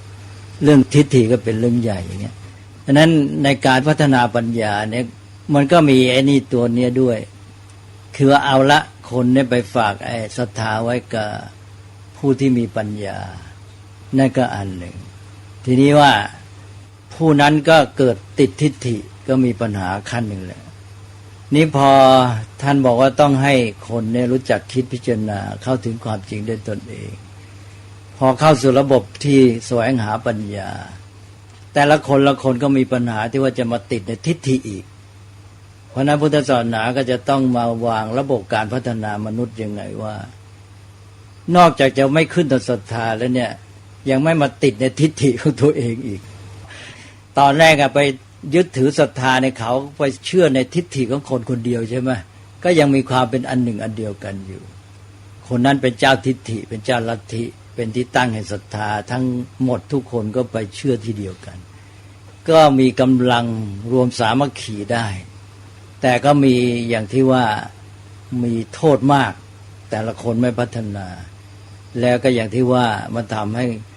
หมู่ชนนี้ที่มีคนนี้เป็นต้นเป็นหัวหน้าเชื่ออย่างนี้แล้วก็ขัดแย้งกับพวกอื่นรุนแรงมากเกิดสงครามอะไรต่างๆมีโทษทั้งชีวิตของตนเองและทั้งสังคมแต่นี้พอให้มาเข้าสู่ระบบปัญญาแสวงปัญญาก็ชักอาศัยศรัทธาน้อยนี่พอมาเข้าสู่ระบบปัญญาพอตัวเองชักคิดไปมองไปเห็นอย่างนั้นอย่างนี้ก็ติดทิฏฐิของตัวเองอีกก็กระจัดกระจายทีนี้ยิ่งทะเลาะกันใหญ่อีกใช่ไหมพวกนี้ก็ทะเลาะกันวุ่นไปหมดเลยสามัคคีกันไม่ได้ฉะนั้นพวกพัฒนาปัญญาก็ต้องระวังที่ว่าไปติดในทิฏฐินี้ก็เกิดปัญหาไม่ใช่น้อยเหมือนกันเนี่ยถ้าจึงต้องวางระบบการพัฒนามนุษย์อย่างมากอย่างคราวที่แล้วเนี่ยยกตัวอย่างไว้เยอะใช่ไหมในพุทธศาสนานี่เพราะว่าเน้นมากเรื่องการพัฒนาปัญญาอย่างเอาง่ายๆการแสวงหาปัญญานี่อันหนึ่งก็คือว่าไม่ให้ความรู้สึกโดยเฉพาะความชอบใจไม่ชอบใจความชอบชังหรือที่เราเรียกว่าอารมณ์ต่างๆเนี่ยเข้ามาครอบงำ ไอ้พวกนี้มันจะเป็นเหมือนกับถ้าเป็นแว่นตาก็เหมือนสีมันทำให้เห็นผิดเพี้ยนไปนี่ก็เลยว่าไม่ให้ตกอยู่ในอำนาจความรู้สึกหรืออารมณ์โดยเฉพาะชอบใจไม่ชอบใจยกตัวอย่างเช่นอย่างหยาบๆที่พูดไปแล้วซึ่งคนเดี๋ยวนี้ขนาดขั้นนี้ก็ยังแก้ไม่ได้ว่าเราชอบคนไหนหรือชอบพวกไหนคนนั้นพวกนั้นฝ่ายนั้นทำอะไรดีหมดแล้วก็เราไม่ชอบคนไหนฝ่ายไหนพวกไหนคนนั้นฝ่ายนั้นพวกนั้นทำอะไรเสียหมดนี่ใช่ไหมนี่อคติเกิดแหละเนี่ยง่ายๆก็คือไอ้เรื่องด้านกิเลสความชอบใจไม่ชอบใจความรู้สึกเนี่ยเข้ามามีอิทธิพลมันก็ทำให้การแสวงปัญญาไม่ก้าวหน้าคือทางพระนี่จะเน้นเรื่องเห็นตามที่มันเป็นจริงแต่ที่จริงภาษาของท่านไม่ใช่อย่างนี้ด้วยซ้ำเรามาแปลกันเองว่าเห็นตามที่ตามเป็นจริงเนี่ยภาษาของท่านก็คือเห็นตามที่มันเป็นยังไงก็เห็นไปตามนั้นคือต้องรู้เข้าใจมองเห็นตามที่มันเป็นถ้าเห็นตามที่เราคิดให้มันเป็นอย่างนี้แล้วก็ยุ่งแล้วมนุษย์จำนวนมากก็จะมีปัญหาเรื่องนี้คือเห็นตามที่คิดให้มันเป็นถ้าอยู่ในประเภทพวกนี้ก็คิดตามที่เชื่อว่ามันเป็นอย่างนั้นก็เลยเอาไอ้ความเชื่อมาเป็นตัวตั้งไปมันก็ขัดขวางเอาละนี่ก็เป็นตัวอย่างที่พูดไปแล้วว่าอย่างง่ายๆแค่ระหว่างมนุษย์เนี่ยเราก็ไม่สามารถที่จะถอนตัวออกมาให้พ้นจากอิทธิพลของเรื่องของอารมณ์ความรู้สึกได้และตัวนี้มันจะนำไปสู่ศรัทธาที่เป็นปัญหาเช่นเราชอบคนเนี้ยก็เหมือนกับว่าชักจะเข้าทางศรัทธาแล้วทีนี้พอเชื่อแล้วทีนี้ก็คนนี้พูดอะไรก็เชื่อหมดดีหมดนั้นพระพุทธเจ้าจึงได้ให้ระวังไว้อย่างว่าพระอรหันต์นี่มีลักษณะอย่างหนึ่งอสัตโธแปลว่าผู้ไม่มีศรัทธาอ้าวทำไมเป็นอย่างนั้นเลยไม่ต้องเชื่อใครแล้วเนี่ยอย่างภาษารีบุตรอันนี้ก็เคยเล่าบ่อยๆพระพุทธเจ้าประทับอยู่ตอนนั้นภาษารีบุตรก็อยู่ด้วยทีนี้พระองค์ได้ตรัสถามธรรมะว่าธรรมะข้อนี้หลักการเรื่องนี้มันเป็นอย่างนี้ใช่ไหมภาษารีบุตรก็ว่าใช่แล้วพระองค์ก็ตรัสถามอันนั้นใช่ไหมภาษารีบุตรก็ว่าใช่ถามไปถามมาพระองค์ก็ตรัสถามว่าสารีบุตรที่เธอพูดนี่เธอพูดด้วยความเชื่อต่อฉันหรือเปล่าภาษารีบุตรก็บอกว่าข้าพระองค์มิได้พูดอย่างนี้เพราะเชื่อต่อพระองค์แต่เพราะข้าพระองค์ก็ได้เห็นว่ามันเป็นอย่างนั้นนี่คือพระอรหันต์หมายความว่าพระพุทธเจ้าเนี่ยสอนจนกระทั่งว่าภาษารีบุตรเนี่ยได้ฝึกตนเองแล้วก็ได้เข้าถึงความจริงมองเห็นสิ่งนั้นด้วยตัวท่านเองเหมือนอย่างที่พระพุทธเจ้าเห็นแล้วภาษารีบุตรพูดอย่างนั้นก็เพราะว่าที่พระพุทธเจ้าตรัสนะมันไปตรงกับความจริงมันเป็นอย่างนั้นท่านก็ว่าเป็นอย่างนั้นไม่ใช่ว่าพูดอย่างนั้นเพราะว่าพระพุทธเจ้าตรัสมันไม่ใช่จริงเพราะพระพุทธเจ้าตรัสแต่มันจริงเพราะพระพุทธเจ้าตรัสตรงกับความจริงทางพุทธศาสนานี่ต้องไปถึงขนาดนี้ก็เป็นอิสระด้วยปัญญามีปัญญารู้ความจริงของตนเองว่าเป็นอิสระทางปัญญาด้วยนะท่านจึงมีคำว่าเจโตวิมุตติปัญญาวิมุตตินะพระอรหันต์นี้ต้องได้ทั้งเจโตวิมุตติปัญญาวิมุตติคือทางจิตก็หลุดพ้นเป็นอิสระปัญญาก็หลุดพ้นสองอัน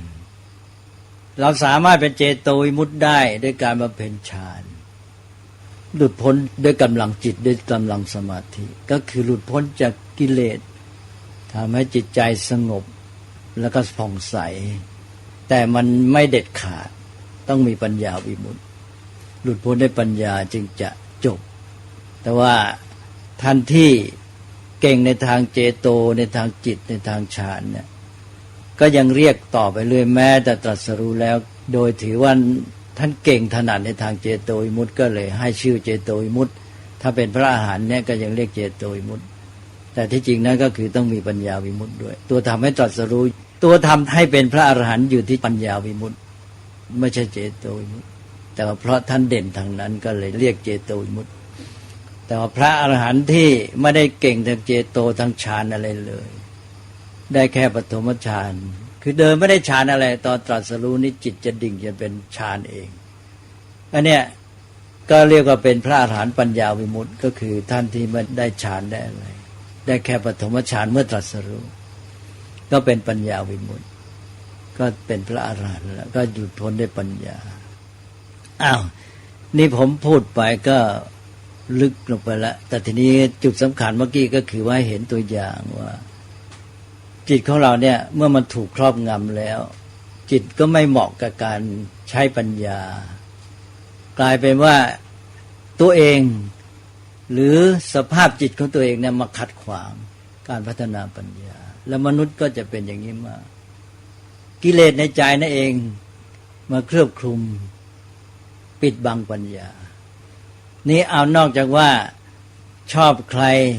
หรือชอบฝ่ายไหนอะไรก็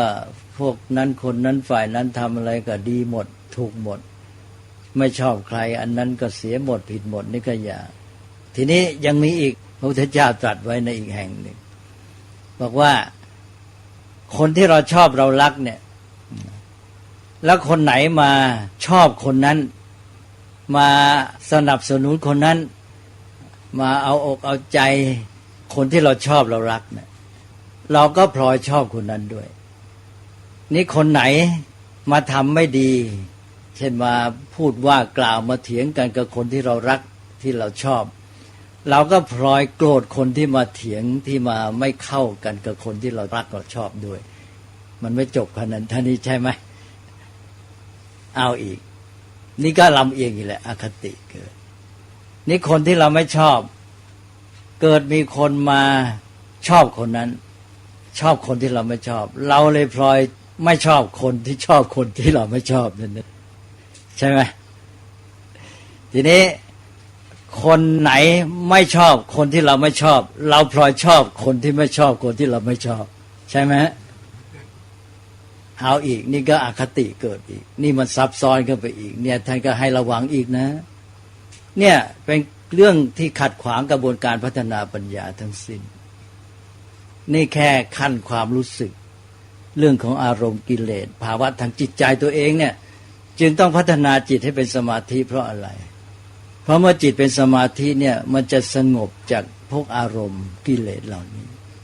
ความชอบใจไม่ชอบใจความโกรธความเกลียดกามฉันทะพยาบาทอะไรเนี่ยระงับหมดเพราะจิตมันผ่องใสแล้วจึงมองเห็นได้ตามที่มันเป็นมิฉะนั้นก็เกิดปัญหาเอาแล้วนะชอบใครก็กลายเป็นว่าคนนั้นว่าไงดีหมดไม่ชอบใครคนนั้นว่าไงเสียหมดผิดหมดแล้วก็ยังซับซ้อนที่ว่าคนไหนมาชอบคนที่เราชอบเราก็พลอยไปเห็นด้วยกับคนนั้นคนไหนไม่ชอบคนที่เราชอบเราก็พลอยไม่เห็นด้วยกับแต่คนนั้นทีนี้คนไหนมาชอบคนที่เราไม่ชอบเราก็พลอยไม่เห็นด้วยกับแต่คนนั้นคนไหนไม่ชอบคนที่เราไม่ชอบเราพลอยไปชอบเห็นด้วยกับคนนั้นนี่นะเนี่ย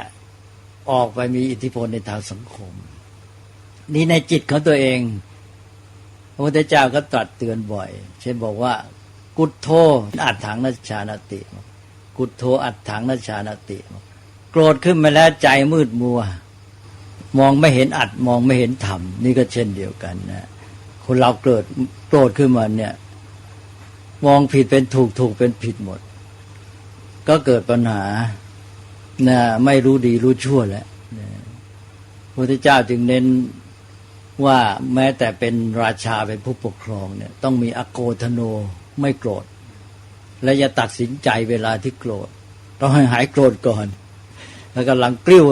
ตัดสินใจก็พลาดเลยใช่ไหมอาจจะสั่งประหารชีวิตปุ๊บปั๊บขึ้นมานี่ก็เรื่องของด้านจิตกับปัญญาเนี่ยสัมพันธ์กันมากเพราะนั้นจะต้องทำจิตให้เอื้อต่อการพัฒนาปัญญาซึ่งก็เป็นเรื่องใหญ่ออกไปทางสัมพันธ์กับสังคมอะไรด้วยนี่ในกระบวนการคิดอีกก็มาเน้นในแง่ของการใช้ปัญญาก็แปลว่าที่เราพูดไปเนี่ยก็คือต้องระวังการคิดที่เป็นไปด้วยอำนาจความชอบใจไม่ชอบใจหรือความรู้สึกต่างๆก็ต้องตัดต้องแก้ปัญหานี้อย่างน้อยก็มีสติมาคอยเป็นตัวยับยั้ง หรือทำให้เราสามารถป้องกันกำจัดไล่ไอ้พวกความรู้สึกออกไปนะไม่ให้ตกอยู่ใต้อำนาจความรู้สึกนั้นนี้อีกไอ้ตัวปัญญาเองที่จะคิดพิจารณานี้ก็ต้องระวังว่าในการแสวงปัญญานั้นก็จะมีอันหนึ่งก็คือการคิดเนี่ยการคิดนี่เป็นส่วนหนึ่งของกระบวนการแสวงปัญญาที่ว่าหนึ่งก็คิดโดยไม่มีข้อมูลไม่หาความรู้อันนี้ก็เป็นปัญหามากในยุคปัจจุบันก็เป็นปัญหาเยอะนะ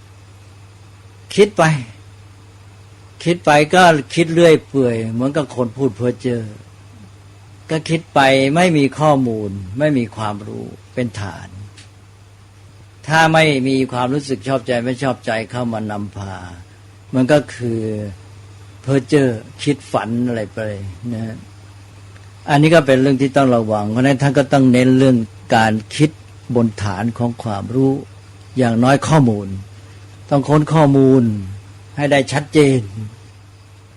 ตอนนี้การใช้ภาษาก็จะมาช่วยตาดูหูฟังเนี่ย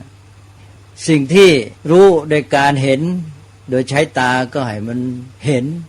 สิ่งที่จะรู้ด้วยการได้ยินก็ให้มันได้ยินได้ฟังอะไรต่างๆเหล่านี้ไม่ใช่คิดเอาบางคนคิดเอาสิ่งที่จะรู้ได้ด้วยตาก็ไปคิดเอาแค่ได้ใจไอ้สิ่งที่ควรจะรู้ด้วยหูก็ไปคิดเอาด้วยใจอะไรเงี้ยนะก็พลาดอีก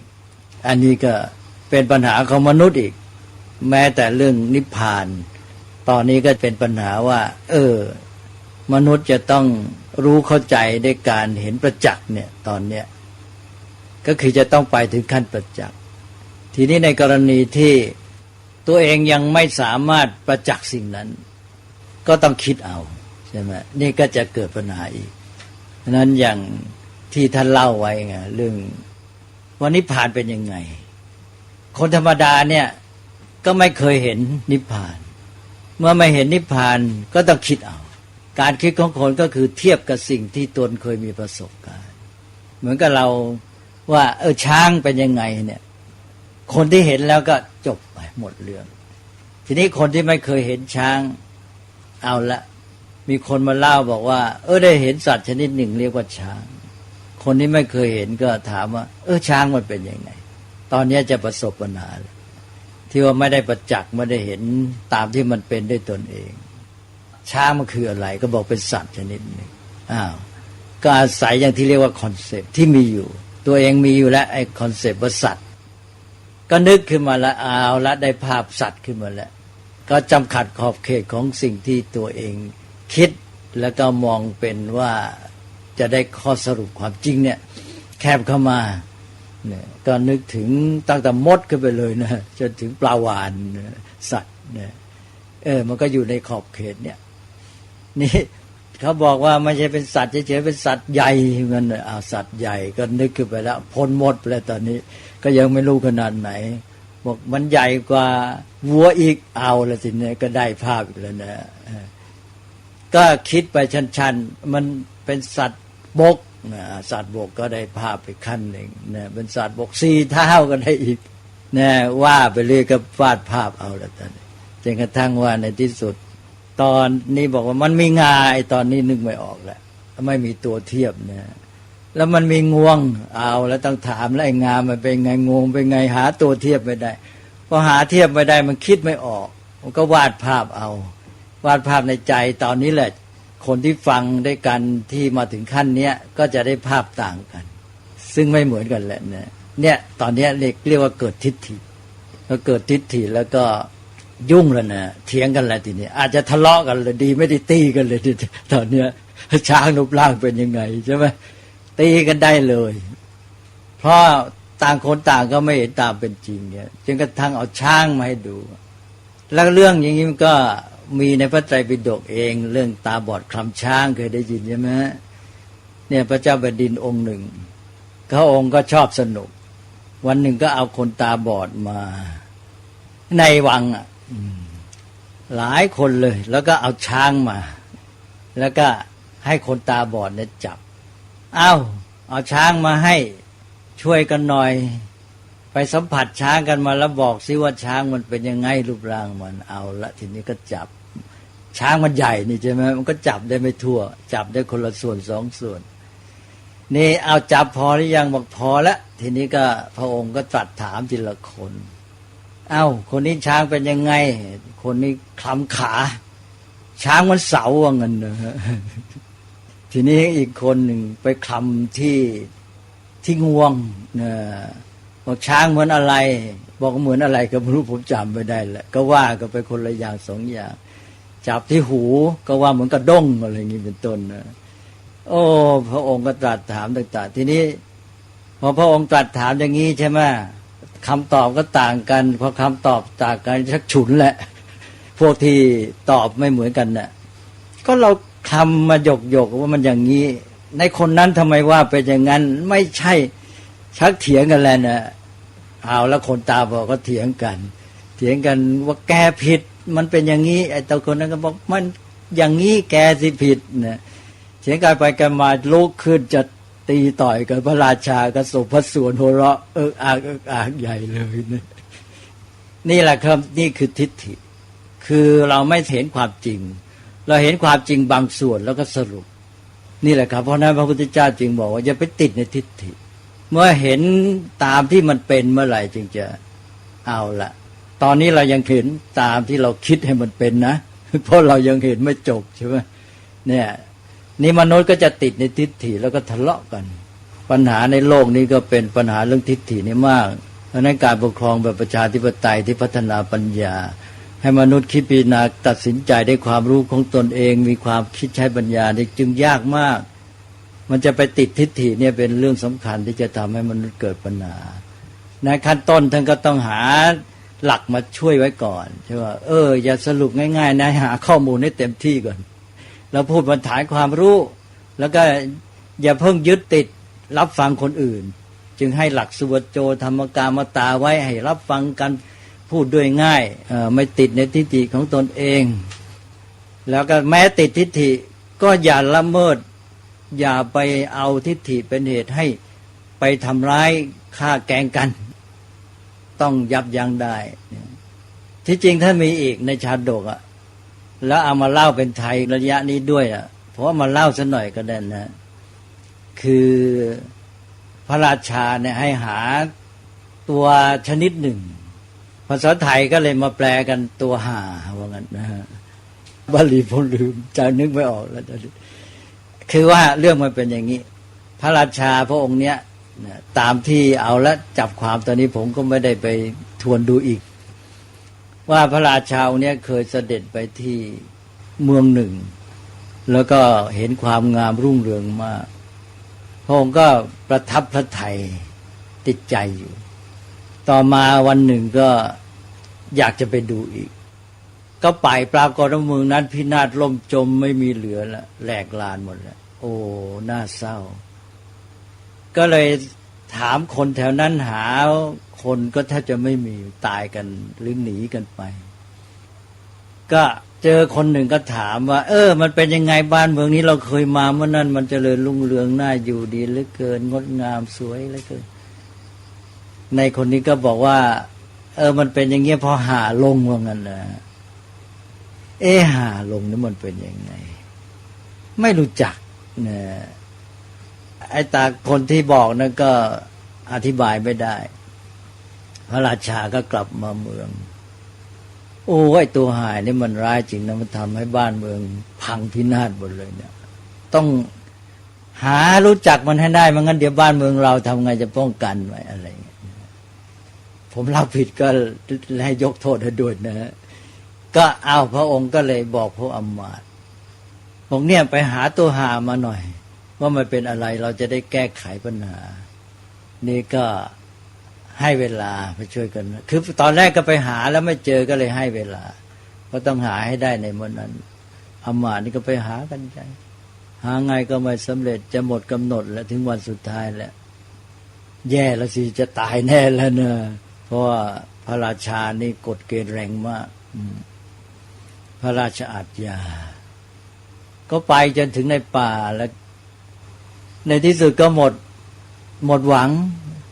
ทอดอะไรนี่ก็ตายแน่แล้วเราค่ำแล้ววันรุ่งขึ้นก็ครบกำหนดไม่มีตัวหาไปให้นี่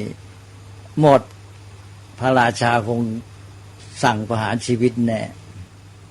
ก็เลยนอนทอดอะไรพอดีไปอยู่ที่อาสมพระฤาษีเจอพระฤาษีก็ดีใจก็ถามพระฤาษีว่าจะเรียกหลวงพ่อหลวงปู่หรืออะไรก็แล้วแต่นะว่าหลวงปู่รู้จักตัวหาไหมอ้าวท่านถามเรื่องอะไรเป็นยังไงบอกพระราชาท่านในมหาผมจะแย่เลยเนี่ยถ้าไม่ได้ไปพระฤาษีก็เลยเอามานี่เนี่ยก็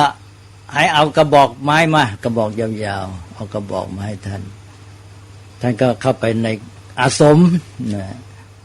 แล้วก็เสร็จเรียบร้อยก็เอามาให้เนี่ยบอกเนี่ยตัวหาอยู่ในเนี่ยท่านปิดไว้บอกอย่าเปิดนะเอาไปให้พระราชาอย่าเปิดอันนี้ก็ดีใจแล้วพระฤาษีนี่ท่านเป็นคนมีสัจจะมีศีลธรรมนะไม่หลอกเราแน่ละดีใจเหลือเกินก็พากลับไปเอาไปถวายพระราชาวันรุ่งขึ้นบอกได้มาแล้วตัวหาอ้าวพระราชาก็บอกแล้วมันเป็นยังไงตัวหาน่ะอ้าวพระฤาษีได้ไม่เปิดตอนนี้พระราชาเป็นใหญ่นี่บอกเปิดดูสิก็ให้พวกอมาตย์เปิดดูบอกดูที่มันเป็นยังไงมันอยู่ในกระบอกเปิดดูแล้วกระบอกมันยาวมันก็ไม่เห็นไม่ชัดเจนมันมัวมืดอมาตย์คนนี้มองเห็นบอกว่ารูปร่างมันเป็นเหมือนกบว่างั้นนะเอาคนโน้นดูแกดูสิอมาตย์คนดูอีกคนหนึ่งบอกว่าเหมือนจิ้งเหลนว่างั้นนะอีกคนหนึ่งดูก็เหมือนตัวโน้นตัวนี้ไปมาชักทะเลาะกันแล้วเนี่ยทิฏฐิเกิดแล้วนะเนี่ยฉันว่าเหมือนอย่างนี้ฉันว่าแกเหมือนนี้แกไม่ถูกต่อมาชักลืมตัวทั้งที่อยู่ต่อพระพักตร์พระราชาด่ากันแล้วสิทีนี้บางคนก็เป็นผู้ใหญ่ใช่ไหมเด็กกว่ามาว่าไม่เหมือนตัวเองว่าก็โกรธก็เลยจะทุบจะตีกันนี่พระราชาเลยบอกนี่เองนะตัวหามันอยู่ที่นี่แหละนะนี่แหละถ้าเป็นอย่างนี้บ้านเมืองก็พินาศแน่พระราชาก็ให้เอากระบอกมาเปิดดูสิเป็นอะไรเทกระบอกออกมาเป็นชันหมากของพระฤาษีท่านเคี้ยวหมากเสร็จท่านก็ใส่กระบอกปิดไว้นี่ก็ไอตัวเนี้ยก็เลยเป็นตัวหานะตัวที่เห็นกันไม่ชัดทั้งนั้นใช่ไหมนี่แหละครับก็สรุปนี่คือทิฏฐิก็เห็นคนละนิดละหน่อยก็เป็นอย่างนั้นนี่ก็สรุปว่าไอ้ตัวนี้เป็นอย่างนั้นงั้นนี่สรุปออกมาเป็นทิฏฐิแล้วก็ยุดแล้วก็ทีนี้ก็เกิดการทะเลาะวิวาทขัดแย้งกันเพราะทิฏฐิในเรื่องร้ายแรงมากมนุษย์แม้แต่ผู้มีปัญญาก็จะมาจิตปัญหาเรื่องนี้ดังนั้นที่มีทฤษฎีอะไรแต่อะไรกันคิดกันเนี่ยในประชาธิปไตยต้องระวังให้ดีอ่ะตัวเองก็ยังไม่ได้เห็นชัดอันนั้นแล้วมันจะดีแน่ไม่ดีแน่ใช่ไหมเนี่ยตอนนี้ก็เป็นทิฏฐิของฉันขึ้นมาแล้วจะเอาอย่างนี้ฉันจะวางระบบอย่างนี้แกไม่เห็นด้วยไม่ได้แล้วจะทะเลาะกันแล้วเอามาเป็นคตินะแม้แต่เวลาปัจจุบันเนี่ยใช้ได้ไหมครับได้เลยนะเนี่ยคนมาติดในทิฏฐินั้นบ้านเมืองก็พังพินาศแน่นอนแล้วถ้าถึงขนาดนี้เพราะคนติดในทิฏฐิ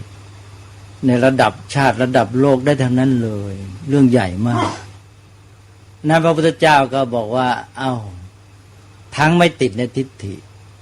ก็หาความรู้ไปฟังกันไปรับฟังกันไปนะมีหลักในการอยู่ร่วมกันเราต่างก็แสวงปัญญาด้วยกันแล้วพูดกันดีๆถ้าพูดไม่ดีก็ท่านก็กำกับไว้อีกในกระบวนการหาปัญญาเนี่ยต้องใช้คำพูดให้ดีเพื่อจะได้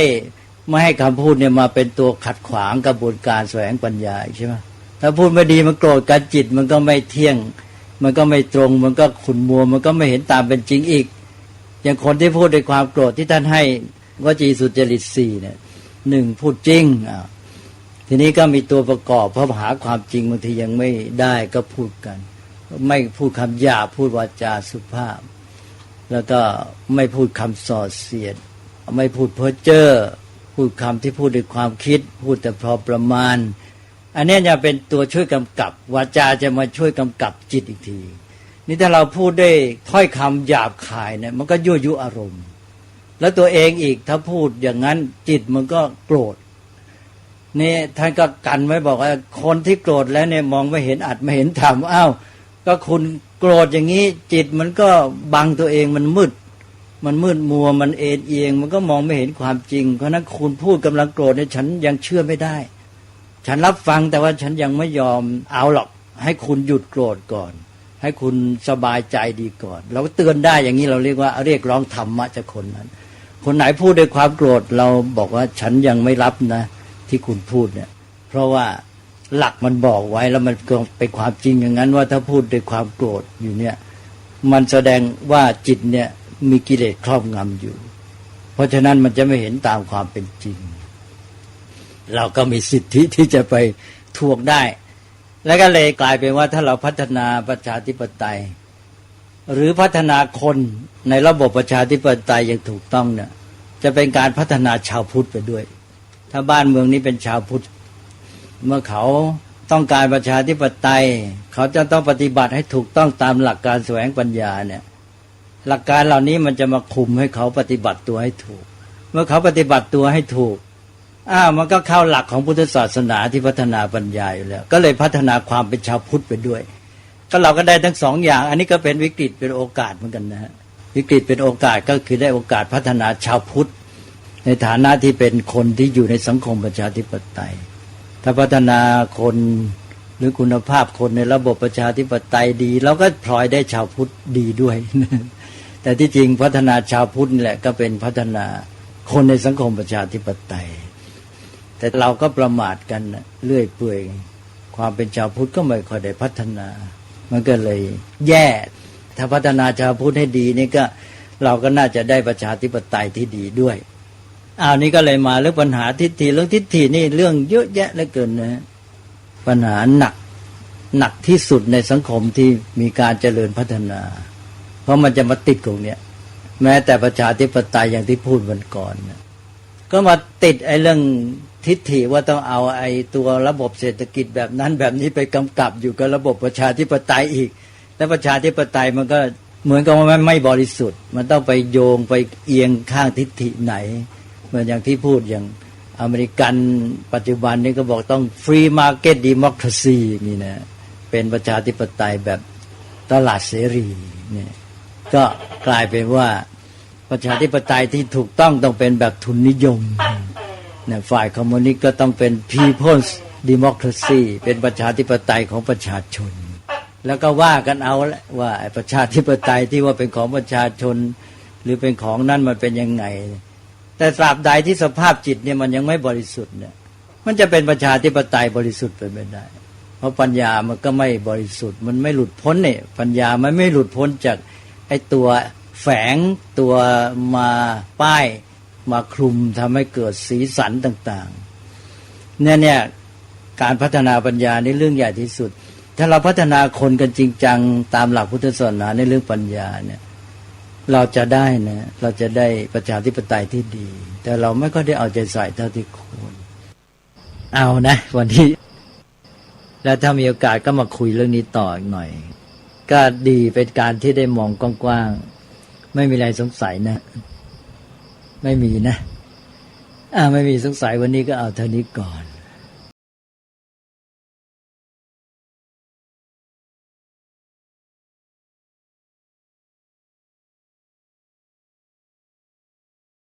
เปรียบเสมือนหมอที่วินิจฉัยโรคแล้วค่อยๆทดลองยาเมื่อเห็นว่าให้ยาถูกโรคก็คอยดูแลไม่ให้เกิดโรคแทรกซ้อนตามขึ้นมาอีกหมอต้องไวต่อการเรียนรู้เรื่องโรคและวิธีรักษาโรคฉันใดพระสงฆ์ซึ่งเป็นเสมือนจิตแพทย์ของสังคมก็ไวต่อการเปลี่ยนแปลงของโลกและวิธีบำบัด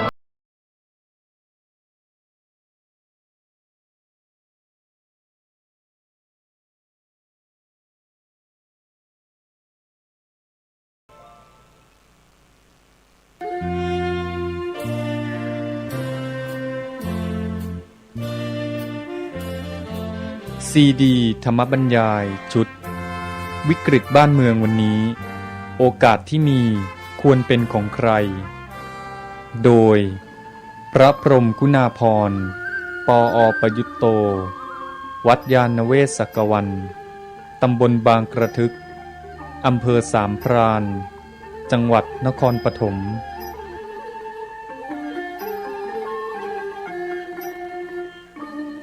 ตอนที่ 6 นิติธรรมค้ำจุนรัฐไว้แต่แก้ปัญหาไม่ถึงใจและไม่พัฒนาคนตอบคำถามและพูดคุยกับพระนวกะเมื่อค่ำวันที่ 18 กันยายน พุทธศักราช 2551 นี่ก็มาคุยกันต่อความจริงที่พูดไปแล้วก็พูดเยอะแล้วแต่ยังมีอีกเยอะเลยที่ควรจะพูดที่ควรจะย้ำก็คือเรื่องนี้ที่ว่าหลักการใหญ่เนี่ยการพัฒนาปัญญาในเรื่องใหญ่ที่สุดถ้าเราพัฒนาคนกันจริงจังตามหลักพุทธศาสนาในเรื่องปัญญาเนี่ยเราจะได้ประชาธิปไตยที่ดีแต่เราไม่ก็ได้เอาใจใส่เท่าที่ควรทีนี้ก็การพัฒนามันเป็นขั้นตอนอันนี้แหละที่อยากจะพูดอีกอย่างสังคมอเมริกันเองก็ไม่ใช่ว่าจะเป็นสังคมอุดมคติอะไรเขาก็ไปได้เยอะในเรื่องประชาธิปไตยอย่างน้อยว่าในแง่หนึ่งเขายึดถือกฎกติกาเป็นใหญ่อันนี้ที่เขาอยู่ได้เนี่ยเขาอยู่ได้ด้วยการยึดถือกฎกติกาจนกระทั่งคุยว่าเป็นสังคม rule of law ใช่ไหมเป็น rule of law เราก็แปลกันเป็นนิติรัฐบ้างอะไรบ้างที่จริง rule of law เนี่ยท่านว่าแปลว่าอะไร rule เนี่ยมันแปลว่าการปกครองแต่ความหมายหนึ่งมันแปลว่าเป็นใหญ่นะที่ปกครองก็คือเอาอันนี้เป็นใหญ่ rule of law ก็รอก็กฎเกณฑ์กติกาไอ้กฎเกณฑ์กติกามีสองอย่างกฎเกณฑ์กติกากฎธรรมชาติกับกฎมนุษย์ไงและตัวกฎเนี่ยทางพระท่านเรียกว่าธรรมะเท่านั้นแหละกฎหมายแล้วก็เรียกธรรมศาสตร์ธรรมศาสตร์ก็คือวิชาธรรมวิชาธรรมก็คือวิชากฎหมายแต่ในที่นี้เป็นกฎมนุษย์เป็นมนูธรรม ก็กฎของพระเจ้ามนูทีนี้ธรรมศาสตร์อีกอย่างก็คือธรรมะที่เป็นกฎธรรมชาตินี่พวกrule of law นี่ก็เอากฎเป็นใหญ่เอากฎหมายกฎมนุษย์ก็คือกฎหมายกฎหมายเป็นใหญ่ไอ้รูตัวนี้ที่จริงแปลว่าอธิปไตยก็ได้แปลว่าความเป็นใหญ่เพราะนั้นrule of lawก็คือธรรมาธิปไตยถือธรรมเป็นใหญ่ถือกฎกติกาเป็นใหญ่ก็สองชั้นกฎมนุษย์ในสังคมประชาธิปไตยขั้นแรกก็ต้องถือกฎมนุษย์บัญญัติกันไว้ยังไงเช่นรัฐธรรมนูญว่าไงก็ต้องว่าตามนั้นเอากฎหมายกติกาเป็นใหญ่ถือตามนั้นนี้ถ้าลึกลงไปก็ถึงกฎธรรมชาติความจริงที่เป็นธรรมดาของมันนี่สังคมอย่างอเมริกันแกก็อยู่ได้ด้วยกฎหมายแต่ว่าในใจนี่ก็ยังแก้ไม่ตกเยอะเลยใช่ไหมอย่างเรื่องปัญหาเรื่องผิวเนี่ยก็หนักเหลือเกินเนี่ยก็ได้แค่อยู่กันด้วยกฎหมายกำหนดกฎหมายให้มีสิทธิ์มีเสียงอย่างนั้นแต่ว่ามันก็ยังเลี่ยงกันอ่ะอย่างเรื่องกฎหมายเนี่ยบอกว่าให้เท่ากันใช่ไหมแต่ว่าในทางปฏิบัติจริงก็หาทางเลี่ยงกันต่างๆอย่างเราจะได้ยินเรื่อยแม้แต่เรื่องกฎหมายต้องบัญญัติเพราะมีการถือสีผิวเช่นแม้แต่ซื้อบ้านก็มีกฎหมายบัญญัติว่าไม่ให้คนขายเนี่ยจะไปเกี่ยงไม่ยอมว่าไปกีดกันไม่ให้คนผิวอืดซื้อก็ต้องมีกฎหมายมาช่วยทั้งที่ในบางสังคมอาจจะไม่ต้องมีเลยเพราะว่ามันไม่มีปัญหานี้ไอ้กฎหมายก็มีอย่างเงี้ยขึ้นมาเนี่ยเพราะว่ามันมีปัญหาของตัวเองต้องแก้ปัญหาแต่ว่าแก้ปัญหาในจิตใจมันแก้ไม่ได้แก้ด้วยกฎหมายมันก็ไม่สำเร็จผลจริงทำไมยกตัวอย่างเช่นไงคนที่ไปอยู่อเมริกาก็จะเล่าได้อย่างว่าประกาศขายบ้านก็ต้องเป็นธรรมแก่คนที่จะซื้อใช่ไหมประกาศขายบ้านแล้วทีนี้ก็หาทางที่จะเลี่ยงเช่นคนขาวบางคนก็เลี่ยงทำไงจะไม่ให้คนดำมาซื้อต้องหาทางต่างๆและยิ่งบางทีชุมชนเนี่ยเขาไม่อยากให้ถือสีอื่นเข้ามาก็หาทางกันด้วยเพียงที่วิธีต่างๆก็เคยมีตัวอย่างที่ว่าในที่สุดขายไปแต่คนนั้นเองอาจจะไม่หวงยอมขายคนผิวอื่นอย่างคนผิวดำเสร็จแล้วพอคนผิวดำเข้ามาอยู่มาวันหนึ่งก็บ้านนั้นก็ไหม้ไม่รู้เลย ไม่รู้ว่าใครเผาอย่างนี้เป็นต้นเนี่ยแสดงว่ากฎหมายมาพยายามแก้ปัญหาของมนุษย์แต่มันแก้ไม่ถึงจิตใจในจิตใจมันแก้ไม่ได้มันก็ไม่จบปัญหาเพราะฉะนั้นปัญหาเรื่องผิวนี่ในอเมริกานี่ยังมีปัญหาเยอะแยะหมดเลยกฎหมายบัญญัติอย่างนี้แต่เอาจริงมันก็ยังไม่ได้ตามนั้นอย่างไอ้เรื่องรัฐธรรมนูญเรื่อง freedom of speech นะเรื่องเสรีภาพในการพูดอะไรเงี้ยยกตัวอย่างมีปัญหาจนกระทั่งเดี๋ยวนี้อย่างในทศวรรษ1990ก็ปี1990เป็นต้นมานะมีคำหนึ่งที่เกิดขึ้นคือคำว่า political correctness ใครเคยได้ยินบ้างนะท่านได้ยินใช่ไหมนี่แหละครับนี่ก็เป็นปัญหาโดยเฉพาะในมหาวิทยาลัยที่มหาวิทยาลัยเพนซิลเวเนียวันหนึ่งมีนักศึกษาผู้หญิงผิวดำ5 คนไปยืนอยู่ในหอพักแต่ไปยืนอยู่ที่ข้างๆหรือหน้าห้องของนักศึกษาอีกคนหนึ่งที่เป็นผิวขาวอันนี้คน5 คนผู้หญิงนั้นนักศึกษาหญิงผิวดำแกก็คุยกันดังเอตโลหมดเจ้าของห้องอยู่ตรงนี้หนวกหูก็เลยพูดออกไปบอก shut up you water buffalo เข้าใจไหมฮะ shut up หุบปากซะใหญ่พวกอะไรใหญ่พวก water buffalo เนี่ยควายนี่เลยแม่โกรธมาเรียกตำรวจมาจับก็เกิดเป็นคดีขึ้นมานี่ในช่วงนั้นแหละครับเกิดปัญหาเรื่องนี้มาในมหาวิทยาลัยหลายแห่งก็ต้องออกระเบียบของมหาวิทยาลัยขึ้นมาคือไม่ให้พูดหรือแสดงอาการที่กระทบกระเทือนใจของผู้หญิงบ้างคนผิวสีแล้วก็พวกเกย์พวกอะไรพวกเนี้ยคือพวกนี้ก็มีปมของตัวเองคล้ายๆอย่างนั้นนะนี่มีคำพูดบางคำที่ไปกระทบกระเทือนใจหลายมหาวิทยาลัยต้องประสบปัญหานี้ก็ออกระเบียบกันบางมหาวิทยาลัยอีกฝ่ายนึงก็เถียงบอกว่าอย่างนี้มันเป็นการ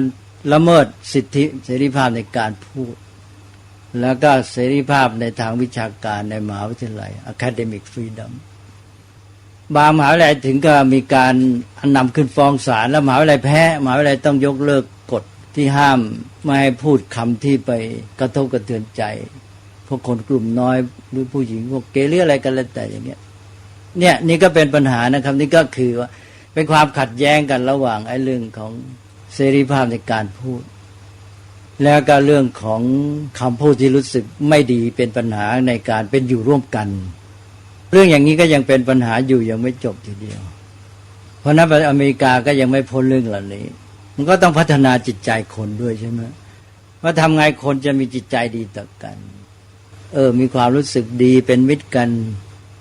การใช้วาจาก็มันก็อยู่ที่เจตนาเป็นสำคัญนะถ้าหากว่าเจตนามันดีบริสุทธิ์แล้วมันต้องพูดกันได้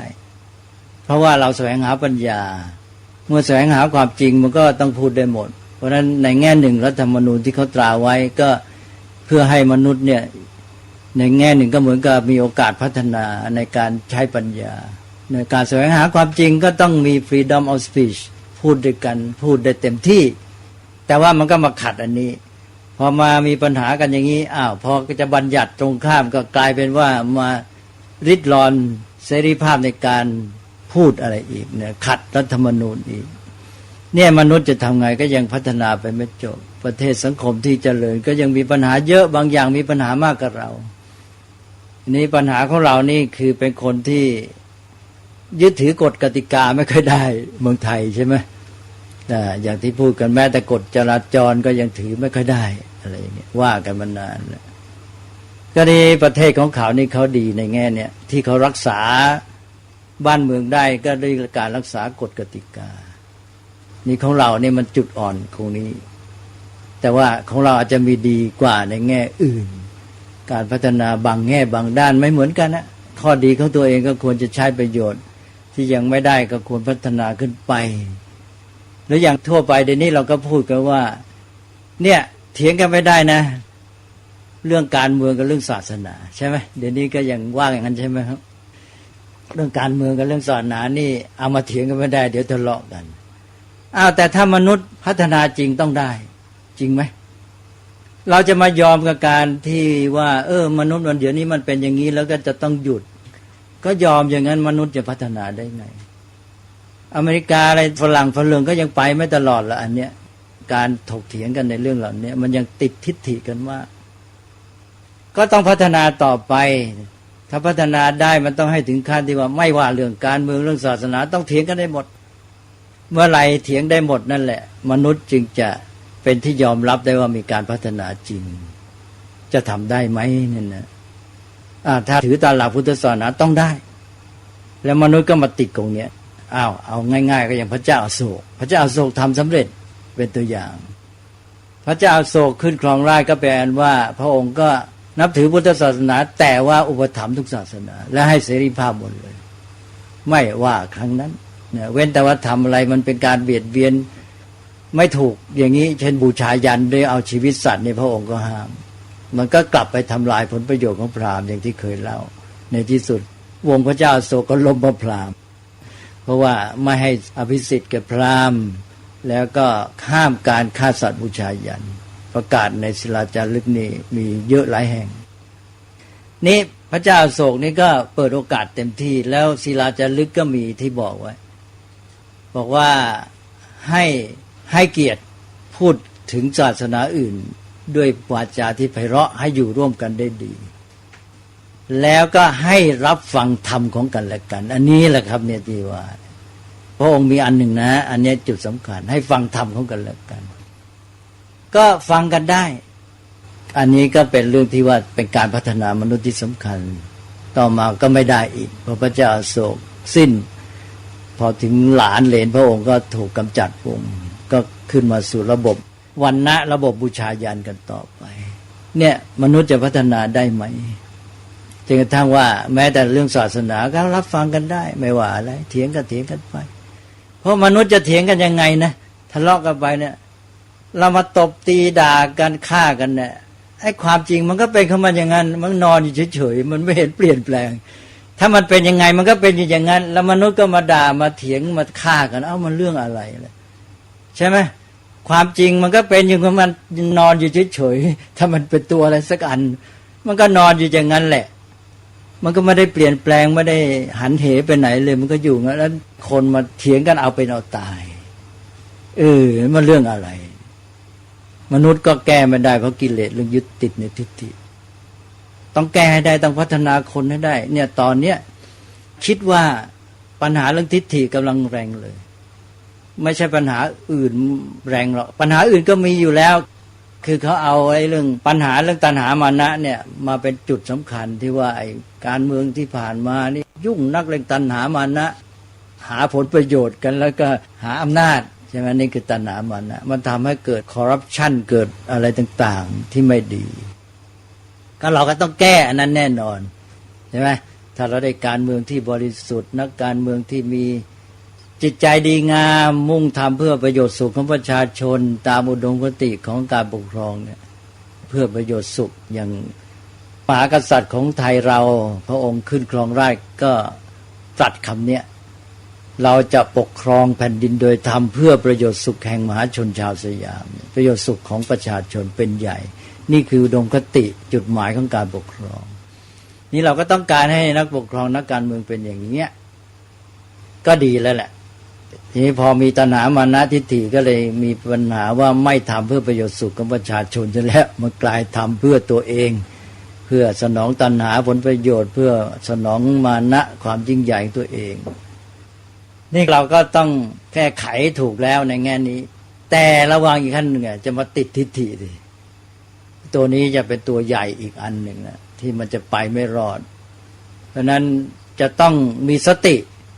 ที่ระวังตัวเองด้วยบอกว่าเรากำลังแก้ปัญหาตัณหามานะแต่ว่าระวังตัวด้วยนะอย่าไปติดทิฏฐิแล้วมาทะเลาะกันเพราะทิฏฐิต้องเปิดโอกาสอย่างน้อยก็รับฟังซึ่งกันและกันเรื่องเยอะเหลือเกินเนี่ยเอาละนี่ก็คือเรื่องแง่มุมต่างๆที่นึกขึ้นมากับพูดไปท่านมีถามอะไรอีกไหมเดี๋ยวเผื่อท่านมีอะไรเสริมเรื่อง political correctness อะไรจะมีไหมฮะไม่มีครับไม่มีนะแต่ทีนี้คำว่า political correctness อะไรดูจะยังไม่ได้แปล political correctness อะไรก็คือความถูกต้องแบบการเมืองคือมันไม่ใช่ถูกต้องจริงแต่ว่ามันเป็นเพราะการอยู่ร่วมกันที่จะเอาอกเอาใจกันรักษาน้ำใจกลัวจะกระทบกระเทือนใจก็เลยต้องพูดแบบนั้นนะเลี่ยงคำที่มันจะกระทบกระเทือนใจพูดคำที่จะทำให้สบายใจมันก็เลยทำให้อีกฝ่ายหนึ่งบอกว่าเนี่ยมันผิดมันขัดต่อ freedom of speech เสรีภาพในการพูดแล้วบางทีเพราะว่าใช้วาจาที่เอาอกเอาใจรักษาน้ำใจก็เลยไม่มีโอกาสที่จะพูดความจริงกันนี่ก็เป็นปัญหาของอเมริกาที่เป็นมาจนกระทั่งเดี๋ยวนี้ก็เถียงกันอยู่อย่างไม่ให้มี hate speech วาจาแสดงความเกลียดชังแล้วก็ non sexist language ไม่เป็นภาษาที่เอียงเพศทั้งเอียงเพศเอียงผิวนี่เป็นภาษาที่เป็นปัญหากับเรื่อง political correct ทีนี้ non sexist language ภาษาที่ไม่เอียงเพศก็คือตอนช่วงนั้นเราจะเห็นว่าในอเมริกาเนี่ยเกิดปัญหาเรื่องนี้เรื่องการใช้ถ้อยคำในอดีตเนี่ยใช้กันมาพอพูดถึงคนก็แมนยุคนั้นเราเริ่มเกิดปัญหาเนี่ยเขาบอกไม่ได้แล้วต่อไปนี้จะใช้แมนไม่ได้ถ้าใช้ต้องใช้ทั้ง man and woman แต่ก่อนใช้ he อย่างเดียวก็แทนหมดมาถึงยุคนั้นก็ไปเริ่มจะเห็นว่าหนังสือต่อจากนั้นนี่ต้องเป็น he or she และอย่าง main ถ้าเป็นพหูพจน์ man เป็น main ก็ให้ใช้ people บางอะไรบางแทนแต่ก่อนเรียกประธานเรียก chairman ไม่ได้แหละต้องใช้ chairperson หรือมันงั้นก็ต้องเป็น chairman chairwoman เลยมากก็เรียกเป็น chairperson ไปก็เนี่ยก็เป็นปัญหาในยุค political correctness หรืออย่างพวกคนดำนี่ก็แต่อันนั้นเป็นมาก่อนแล้วเช่นเรียกนิโกรนี่ถือว่าเหยียดก็ต้องเรียกเป็น black เป็นแอฟริกันอเมริกันอะไรพวกภาษาช่วงเนี้ยช่วงที่ว่า1990กว่าๆเนี่ยจะเป็นช่วงที่เกิดปัญหานี้ที่เรียกว่า political correctness แล้วเกิดความขัดแย้งในสังคมมากเพราะว่าในแง่หนึ่งก็จะให้ภาษาเอาอกเอาใจกันรักษาน้ำใจกันแต่กลายเป็นว่าไม่เป็นไปตามหลักเสรีภาพในการพูด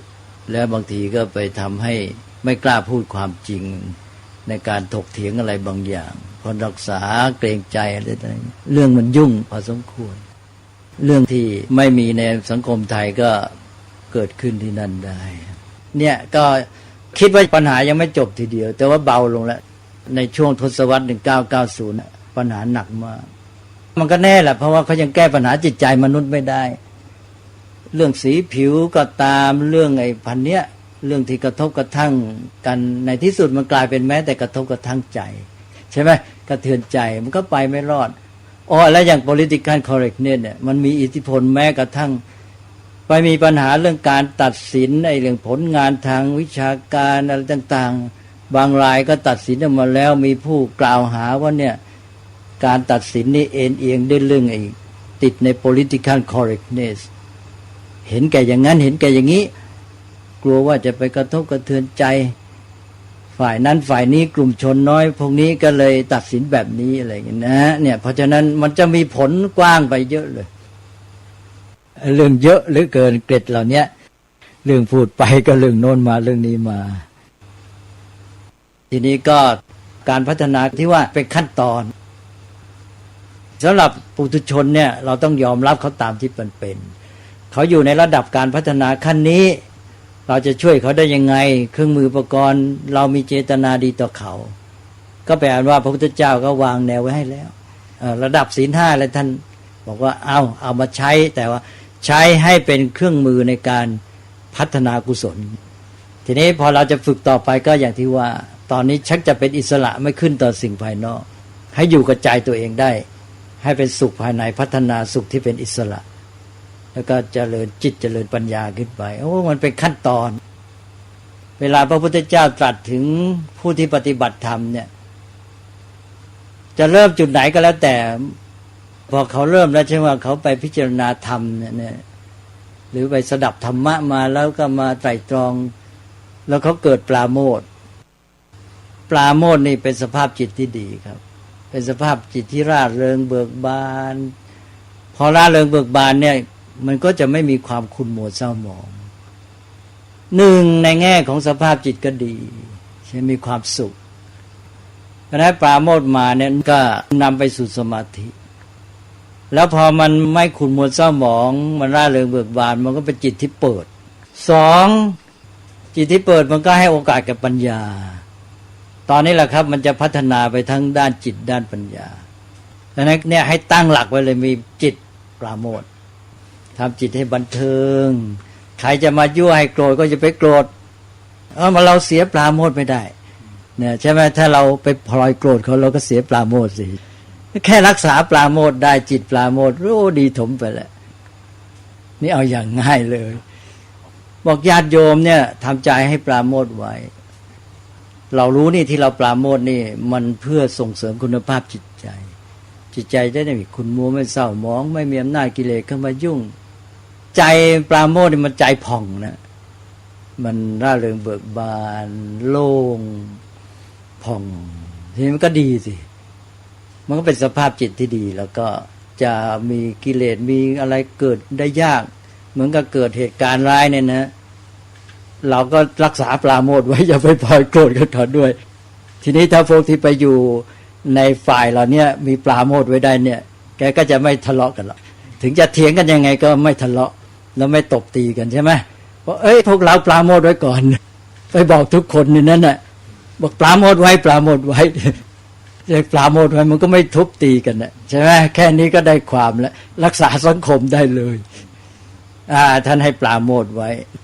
เอาละครับหนึ่งแล้วปราโมทย์เนี่ยสำคัญแล้วทีนี้ก็เพราะมันอยู่ในกระบวนการพัฒนาปัญญาด้วยเราก็พัฒนาปัญญาทีนี้ด้วยจิตที่ปราโมทย์เนี่ยเราก็รับฟังหมดใช่ไหมจะพูดอะไรมาจิตเราปราโมทย์เราก็ฟังได้ดีสิครับไม่ไปมัวติดยัวยุดถูกใจเราไม่ถูกใจเรามันไม่มีมันก็ไม่โกรธไม่อะไรกันไม่งั้นไม่มีปราโมทย์แล้วมันยุ่งไปหมดแหละรับฟังกันก็ไม่ได้ตั้งปราโมทย์เป็นหลักใจไว้ก่อนเลยเอาอันนี้ก่อนนะครับตกลงการพัฒนามันเป็นขั้นตอนอันนี้แหละที่อยากจะพูดอีก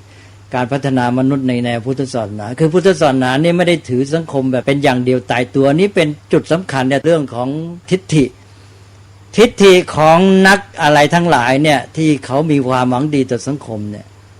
มันไปจบตรงนี้คือสังคมจะต้องเป็นอย่างนี้แล้วก็ห้ำหั่นฆ่าฟันจะต้องทำให้สังคมเป็นอย่างที่ฉันคิดให้ได้อย่างพรพจน์เนี่ย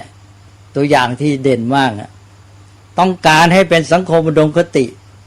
ตามลัทธิคอมมิวนิสต์ของแกไม่ทันใจรอไม่ไหวแล้วแกก็เลยฆ่าชนิดที่เรียกว่าไม่ยั้งเลยใช่ไหมฆ่าเป็นล้านๆเนี่ยก็เพราะทิฏฐิเนี่ยนี่พวกที่แม้แต่มีความหวังดีต่อสังคมมีจริยธรรมดีแต่เป็นพวกที่มีปัญหาติดทิฏฐินี้มาแล้ว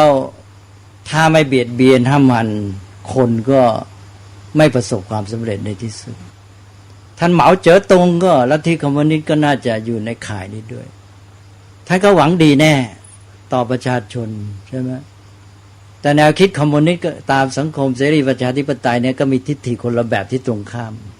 แต่เป็นทิฏฐิชนิดหนึ่งก็คือทิฏฐิที่ว่าเหมือนกับมีแบบตายตัวเป็นแบบแผนอย่างเดียวว่าต้องเป็นอย่างนี้ทีนี้ก็ทะเลาะกันแหละท่านเหมาเจ๋อตุงก็สังคมอุดมคติของท่านนี่ต้องเหมือนกันเลยประชาชนตอนนั้นนี่แต่งตัวเหมือนกันหมดเลยทั้งประเทศจีนนึกออกไหมฮะแต่งตัวรู้สึกว่าใช้เสื้อผ้านุ่งเกงเสื้อชุดสีเทาๆมั้งแทบจะเป็นพระจีนขออภัยพระเกาหลีพระจีนยังเทาบ้างเหลืองบ้างแต่ว่าพระเกาหลีนี่เทาหมดถ้าว่าไปก็เหมือนกับว่าถ้าเราพูดนะท่านเหมาเจ๋อตงนี่จะให้คนจีนนี่เป็นพระเกาหลีหมดแต่งชุดสีเทาหมดเสร็จแล้วไปไม่ได้ในที่สุดพอมันระเบิดนี่มันไปสุดกู่เลยใช่ไหมกลายเป็นว่าจีนนี่หนักเข้าไปอีกพอพ้นจากอำนาจท่านเหมาเจ๋อตงแล้วมาตอนหลังนี่เป็นไงครับไปกันใหญ่เลยหรูหราฉูดฉาดฟุ้งเฟ้ออะไรต่ออะไรกันเต็มที่เลย มันกลายเป็นสุดโต่งมันกลายเป็นว่าสุดโต่งสองทาง นี่แหละครับที่เป็นจุดที่สำคัญทิฏฐิมนุษย์ก็จะมีความยึดถือแม้แต่ในแง่ของผู้หวังดีต่อสังคมพวกนี้โดยมากจะมีจริยธรรมดีพวกที่มีปัญหาเรื่องทิฏฐิไม่คอร์รัปชันไม่อะไรเป็นนักการเมืองที่ดีเลยแต่ว่ามีความคิดติดในทิฏฐิของตัวใช่ว่าสังคมจะต้องเป็นอย่างนี้แล้วพอมันยึดแรงเข้าเนี่ยมันทนรอไม่ได้นะครับทนคนอื่นก็ไม่ได้ทนเวลาก็ไม่ได้นะพรพจน์ก็ทนเวลาไม่ไหวไอ้พวกนี้มันเข้านี่ไม่ได้จับมันฆ่าหมดสังคมมันยังไม่เป็นอย่างนี้จะเป็นยังไงคนในเมืองพนมเปญนี่เอาออกนอกเมืองไปอยู่ชนบทหมดเอาทั้งเมืองนะครับแล้วก็ให้ทุกคนในประเทศเปลี่ยนชื่อหมดเอากันชนิดเรียกว่าถอนรากถอนโคนเลยนี่คือสร้างสังคมใหม่ในฉับพลันทันทีเสร็จแล้วเวียดนามทนไม่ไหว 3-4 ปีส่งกองทัพมาสู้ยึดได้พนมเปญเลยพรพจน์ก็ต้องออกอย่างท่านเหมาเจ๋อตุงท่านยังไม่รุนแรงเท่านี้แต่ว่ารวมแล้วก็คือจะมีทิฏฐิแบบว่ายึดถือต้องเป็นอย่างนี้ทีนี้ท่านจะต้องมาเทียบกับพุทธศาสนาพุทธศาสนาถือว่ามนุษย์นี่อยู่ในระดับต่างๆของการพัฒนาแม้แต่ความสุขก็ยังต้องการไม่เหมือนกันเลยอันนี้ไปบังคับจะให้เขามีความสุขแบบเดียวกันแล้วก็จิตเขาไม่ถึงแล้วจะไปบังคับไปยังไงมันเป็นไปไม่ได้มันอยู่ไม่รอดนั้นท่านต้องคู่กันไปสร้างระบบสังคมที่ในนั้นมีภาวะหลากหลายที่จะเหมาะกับคนที่พัฒนาในระดับนั้นๆแล้วคนก็ต้องการความสุขไม่เท่ากันคนต้องการความสุขระดับนี้ก็มีแต่ขอบเขตว่าไม่ให้ละเมิดไม่ให้เสียหายแค่นี้แล้วเอาได้นะยอมแต่ว่ามีเกณฑ์อย่างหนึ่งเงื่อนไขว่าคุณต้องพัฒนาตลอดเวลาก็คือว่ายอมรับคนตามที่เขาเป็นในทุกระดับแต่ขออย่างเดียวว่าคุณจะหยุดการพัฒนาแล้วเราก็จัดสังคมที่เหมาะกับคนที่มีพัฒนาการในระดับต่างๆต้องเป็นสังคมแบบนี้อันนี้ผมพูดง่ายๆเลยท่านลองไปคิดดูสิครับระบบสังคมในพุทธศาสนาเนี่ยเป็นสังคมที่จัดโดยมีอะไรทุกอย่างที่มันสนองความต้องการที่เหมาะกับคนที่มีพัฒนาการในระดับนั้นๆโดยมีกรอบเกณฑ์อย่างต่ำว่าไม่ให้ละเมิดอันนี้เช่นศีล 5ที่จะทำให้เกิดการเบียดเบียนอยู่กันไม่ได้แล้วก็กรอบอย่างสูงอย่างของพระนี่ก็มีเกณฑ์อย่างต่ำเกินอย่างสูงมีหลายอย่างที่ท่านให้เลือกเอาพระโบสถ์เข้ามาแล้วถือศีล227เหมือนกันแต่อัธยาศัยความต้องการการพัฒนาไม่เท่ากันก็ต่างกันอย่างนี้ก็ให้เลือกเอาอย่างธุดงค์ที่ผมเล่าให้ฟังก็เป็นตัวอย่างของการที่ให้เลือกได้ในข้อปฏิบัติจะอยู่ป่าอยู่บ้านเลือกเอาจะอยู่นานหรืออยู่สั้นก็เลือกเอาพระองค์นี้อยากจะไปถือธุดงค์อยู่ป่าไปอยู่ท่านอยู่3 เดือนก็พอก็พอองค์นี้อยู่ตลอดชีวิตก็เอาท่านไม่ว่าให้เลือกได้เท่านั้นเนี่ยคือระบบแบบเนี้ยจะเป็นที่ว่ามีกรอบในระดับหนึ่งแต่ผู้ที่จะเข้าสู่กรอบนั้นถามก่อนคุณสมัครใจไหมเมื่อสมัครใจก็ยอมรับแล้วฉันเอากรอบนี้ใช่ไหมและไอ้กรอบนี้ก็เป็นเครื่องฝึกเราเนี่ยทำไงเราจะสร้างสังคมแบบพุทธได้ยากไหมพอเห็นไหมพอเห็นนะไม่เหมือนเลยเราจะไปเทียบสังคมคอมมิวนิสต์สังคมทุนนิยมเสรีอะไรเนี่ยไม่เหมือนพุทธศาสนาหรอกเดี๋ยวจะเกินไปพูดท่านเตือนไหลพูดมากไปแล้วญาติโยมคฤหัสถ์เลยยังไม่ทันได้ถามที่จริงเตรียมคำถามมาใช่ไหมไหนไม่มีครับท่านจะมีอะไรถามก็ถามซะนิดหน่อยมีคำถามค้างครับที่เรื่องความหมายของตุลาการพิวัตรของฮิตโอ้เรียกมาตอบตัวนี้อะไรไหว ถ้าจะไม่ไหวนะแต่ที่จริงก็ไม่ใช่เรื่องที่จะตอบสำหรับผมก็เห็นว่าไม่มีอะไรจะตอบมากถ้าหากว่าไม่มีศัพท์เป็นหลักเดิมที่ตกลงกันไว้ว่าอันนี้แล้วเขามาตั้งศัพท์ใหม่เพื่อให้หมายถึงอันนั้นอย่างนี้เราก็พูดได้แต่ถ้าเขาตั้งศัพท์ของเขาเองขึ้นมาใหม่ความหมายเป็นของเขาอย่างนี้เราต้องไปถามเขาใช่ไหมเราไม่สามารถอธิบายว่าเป็นความหมายของเขาเขาเป็นผู้บัญญัติเราอธิบายได้เหมือนกันแต่อธิบายอีกแง่หนึ่งอย่างผมจะอธิบายผมก็พูดในแง่ตัวศัพท์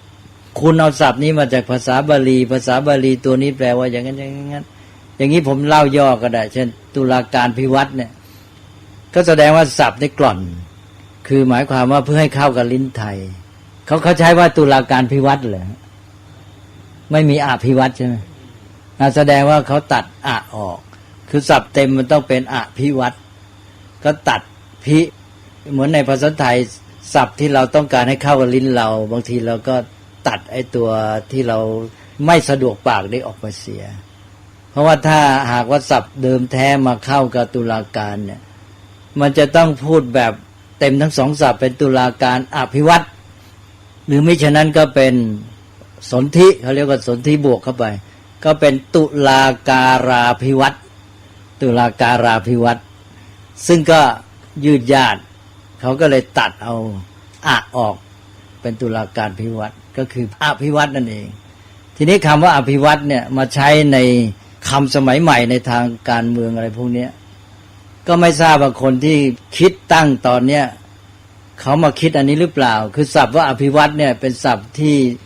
นานมาแล้วสมัยที่ท่านปรีดีท่านยังเป็นผู้บริหารอยู่เนี่ยท่านอยู่ในประเทศเนี่ยท่านเสนอว่าน่าจะใช้แทนคำว่าปฏิวัติคือในทัศนะของท่านปรีดีเนี่ยท่านมาเห็นด้วยกับคำว่าปฏิวัติท่านว่าควรใช้อภิวัตรมากกว่าปฏิวัติมันก็หมุนกลับปฏิกลับวัดแปลหมุนก็หมุนกลับท่านว่าอภิวัตรไปข้างหน้าว่าไงอภิวัตรมันจะตรงข้ามกับปฏิวัติแต่ว่าไอ้ตัววัดนั้นเขียนคนละอย่างแต่ว่าจะเขียนอย่างเดียวกันก็ได้ก็แล้วแต่จะใช้คือปฏิวัติวัดแปลหมุนเป็นไปแล้วก็ปฏิกลับก็หมุนกลับย้อนกลับทีนี้เราตีความไปในแง่ว่าพลิกแล้วไปเข้ากับศัพท์ฝรั่ง revolution ไอ้ evolution อันนั้นมันหมุน มันก็เลยหมุนกลับคล้ายๆว่าศัพท์มันเข้ากันดีแต่ทีนี้ท่านปรีดีท่านเห็นว่ามันควรจะเป็นอภิวัตรเพราะมันเป็นการก้าวไปข้างหน้าเพราะอภิเนี่ยแปลว่าข้างหน้าปฏิมันกลับสวนกลับย้อนอภิไปข้างหน้าแต่ว่าแปลว่ายิ่งใหญ่ทับก็ได้เนี่ยศัพท์นี้มันก็เลยมีความหมายได้กว้างอภิวัตรก็ต้องดูว่าเขาเขียนแบบไหนเป็นอภิวัฒนะหรืออภิวัตนะอภิวัตนะทนะถ้าอย่างนั้นก็เป็นอภิวัตแบบเจริญก้าวไปข้างหน้าอภิวัตแบบนี้ก็เป็นศัพท์เก่าเลยอภิวัตเจริญก้าวไปข้างหน้าเนี่ยนี่เรามาเจออภิวัตที่ใช้แบบวัตนะตอนโลกาภิวัตแต่ก่อนไม่ได้ใช้เลยคำว่าอภิวัตนะนี่ไม่มีการใช้มีแต่อภิวัฒนะก็เลยมามีคำว่าโลกาภิวัตโลกาภิวัตก็เป็นโลกะกาอภิวัตนะวัตนะแปลว่าความเป็นไปแล้วอภิก็แปลว่าทับเลยก็ได้มันก็ครอบเลยก็หมายความว่าแผ่ไปทับทั้งโลกโลกาภิวัตแผ่ไปทับโลกก็เอาความหมายว่ามันแผ่ไปคลุมโลกแต่เราก็สามารถตีความทางนั้นคุณใช้โลกาภิวัตในความหมายอย่างนี้นะฉันสามารถตีความว่าโลกาภิวัตก็คือมันแผ่ไปครอบงำโลกเหมือนกับมีไอ้พวกอะไรก็ตามเวลานี้ที่เป็นโลกาภิวัตเนี่ยมันไม่ใช่แค่แผ่ไปทั่วโลกเฉยๆนะมันไปครอบงำด้วยอย่างลัทธิทุนนิยมเวลานี้ก็เป็นโลกาภิวัตก็ไปครอบงำโลกเลยเนี่ยครอบคลุมครอบงำธุรกิจก็ไปครอบงำโลกแล้วก็อะไรพวกไอทีเนี่ยก็แผ่ไปทั่วโลกไม่แผ่ไปทั่วโลกเฉยๆไปครอบงำซะด้วยทำให้คนอยู่ใต้อำนาจมันอะไรต่ออะไรเดี๋ยวนี้มันไปในลักษณะที่แผ่ไปทั่วจริงแต่มันไปครอบงำซะด้วยนะมนุษย์แทนที่จะได้ประโยชน์ว่ามันแผ่ถึงกันเราก็ดีสิใช่ไหมเรากลับไปถูกมันครอบซะนี่นะโลกาภิวัตในความหมายนี้ก็เลยไม่ดีทีนี้เขาก็เอาอภิวัตตกลงว่าใช้อภิวัฒนะนะไม่ใช่อภิวัฒนะทีนี้ถ้าใช้อภิวัตตัวนี้ก็แปลว่าเจริญก้าวหน้าตุลาการภิวัตก็เป็นตุลาการเจริญก้าวหน้าไปอีกหมายความแต่ก่อนนี้เคยอยู่แค่นี้เช่นมีอำนาจหรืออะไรทำการได้เท่านี้ตอนนี้ก้าวไปอีกก้าวไปมีอำนาจเพิ่มขึ้นเป็นต้นหรือมาทำงานทำอะไรให้แก่ประเทศชาติได้มากขึ้นแล้วแต่ตีความหรือถ้าคิดไปถึงว่าอภิวัตตัวนี้ก็คือศัพท์ที่ท่านปรีดีต้องการใช้สำหรับคำว่า revolution ก็คือแทนคำว่าปฏิวัติถ้าอย่างนี้ก็คือเป็นการเปลี่ยนแปลงระบบตุลาการให้มันมี อะไรต่างๆที่มันแปลกไปจากเดิมอภิวัตในความหมายอย่างนี้ก็กลายเป็นว่าเป็นอะไรจะเรียกว่า judicial revolution ไปเลยหรือไงดีกลายเป็นการปฏิวัติทางด้านตุลาการไปเลยแต่ว่าก็แล้วแต่จะใช้อันไหนอภิวัตโดยมองว่าท่านผู้ใหญ่ท่านหนึ่งคือท่านปรีดีเคยใช้สำหรับ revolution ก็จะมีความหมายแบบนั้นหรือจะไม่ได้นึกในแง่นั้นก็นึกในแง่ของตัวเป็นเพียงอภิวัตก้าวหน้าก็เป็นว่าระบบตุลาการนี้เจริญก้าวหน้ายิ่งขึ้นไป ไม่ใช่ revolution นะทีนี้ได้ยินว่ามีประชาภิวัตน์อะไรแต่อะไรอีกใช่ไหมก็แบบเดียวกันแหละแล้วแต่จะใช้ในความหมายยังไงถ้าท่านนึกถึงถ้าท่านผู้ตั้งศัพท์คราวนี้เอาคำว่าอภิวัตน์มาใช้โดยนึกถึงท่านปรีดีก็จะมีความหมายแทนคำว่าปฏิวัติก็เปลี่ยนระบบก็เป็นปฏิวัติของประชาชนไปเลยใช่ไหมเป็นประชาภิวัตน์ก็เท่ากับประชาปฏิวัติ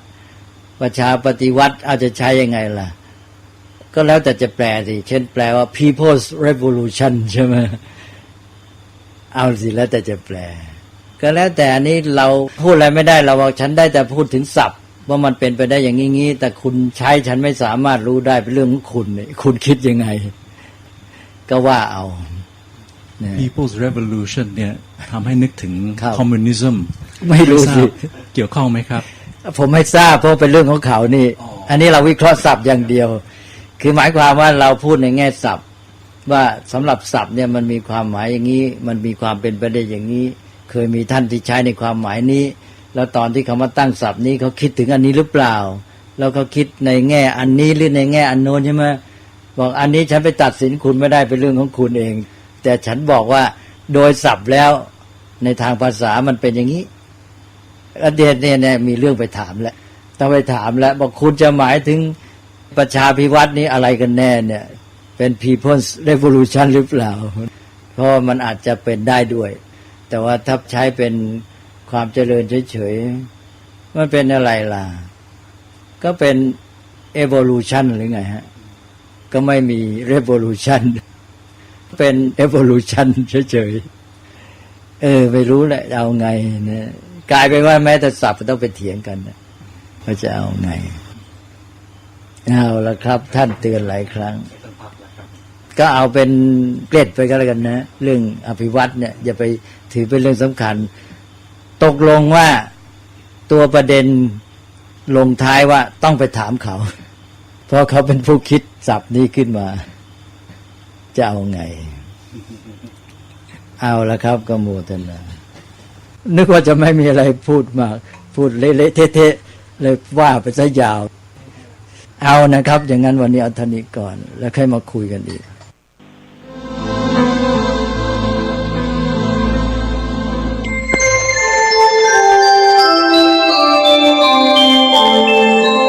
ขณะนี้ท่านกำลังฟังสถานีวิทยุกระจายเสียง FM 104.5 เมกะเฮิรตซ์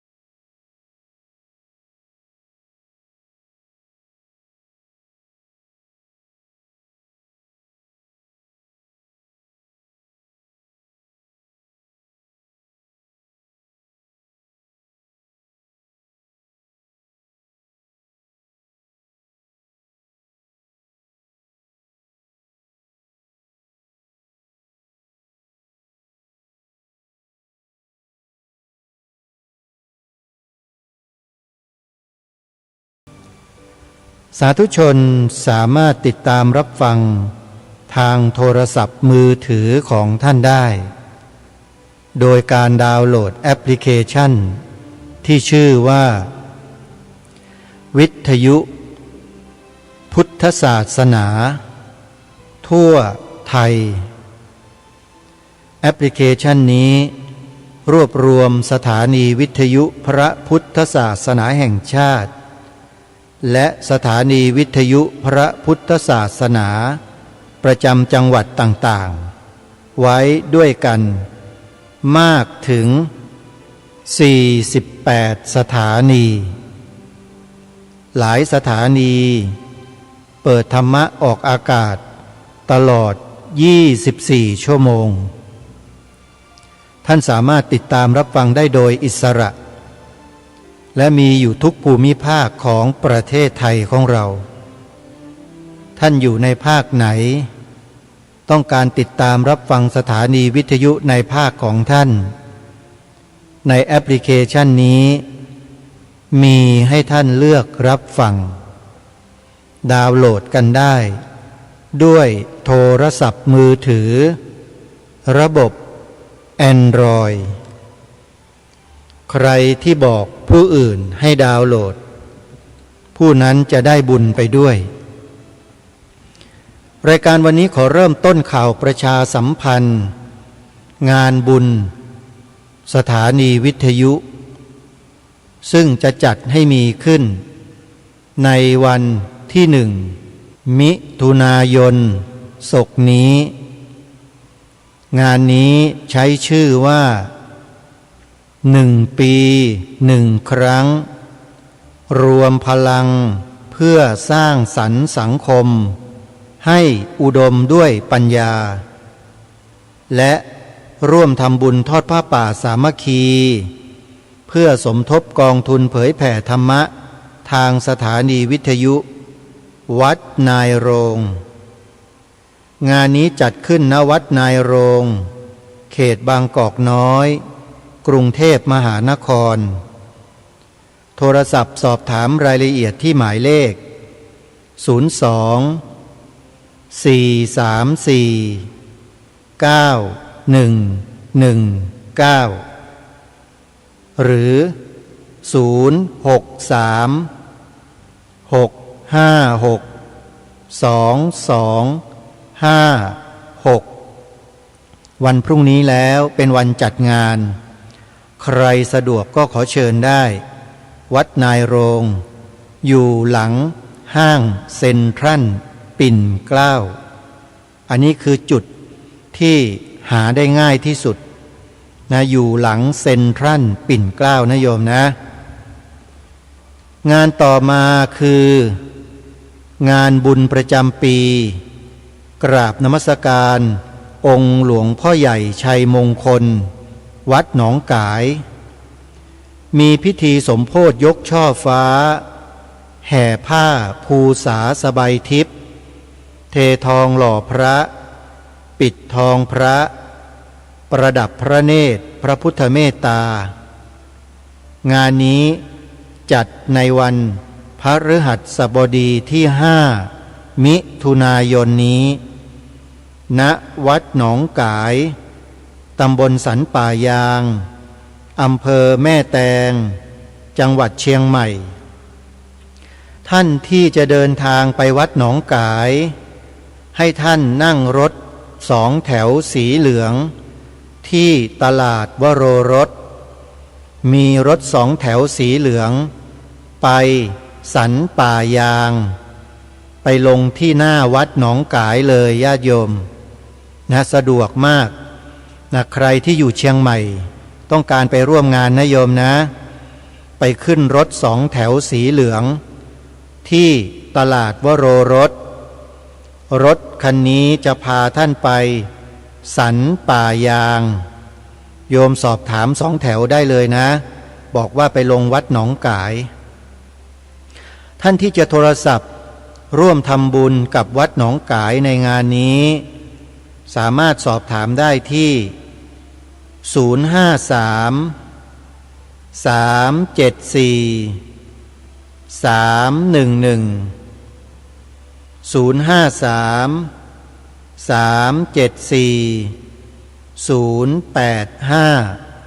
ง 6 หรือโทรศัพท์มือถือ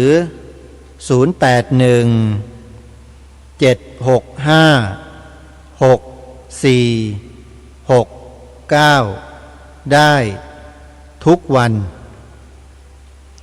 ขอเชิญสาธุชนร่วมประกอบพิธี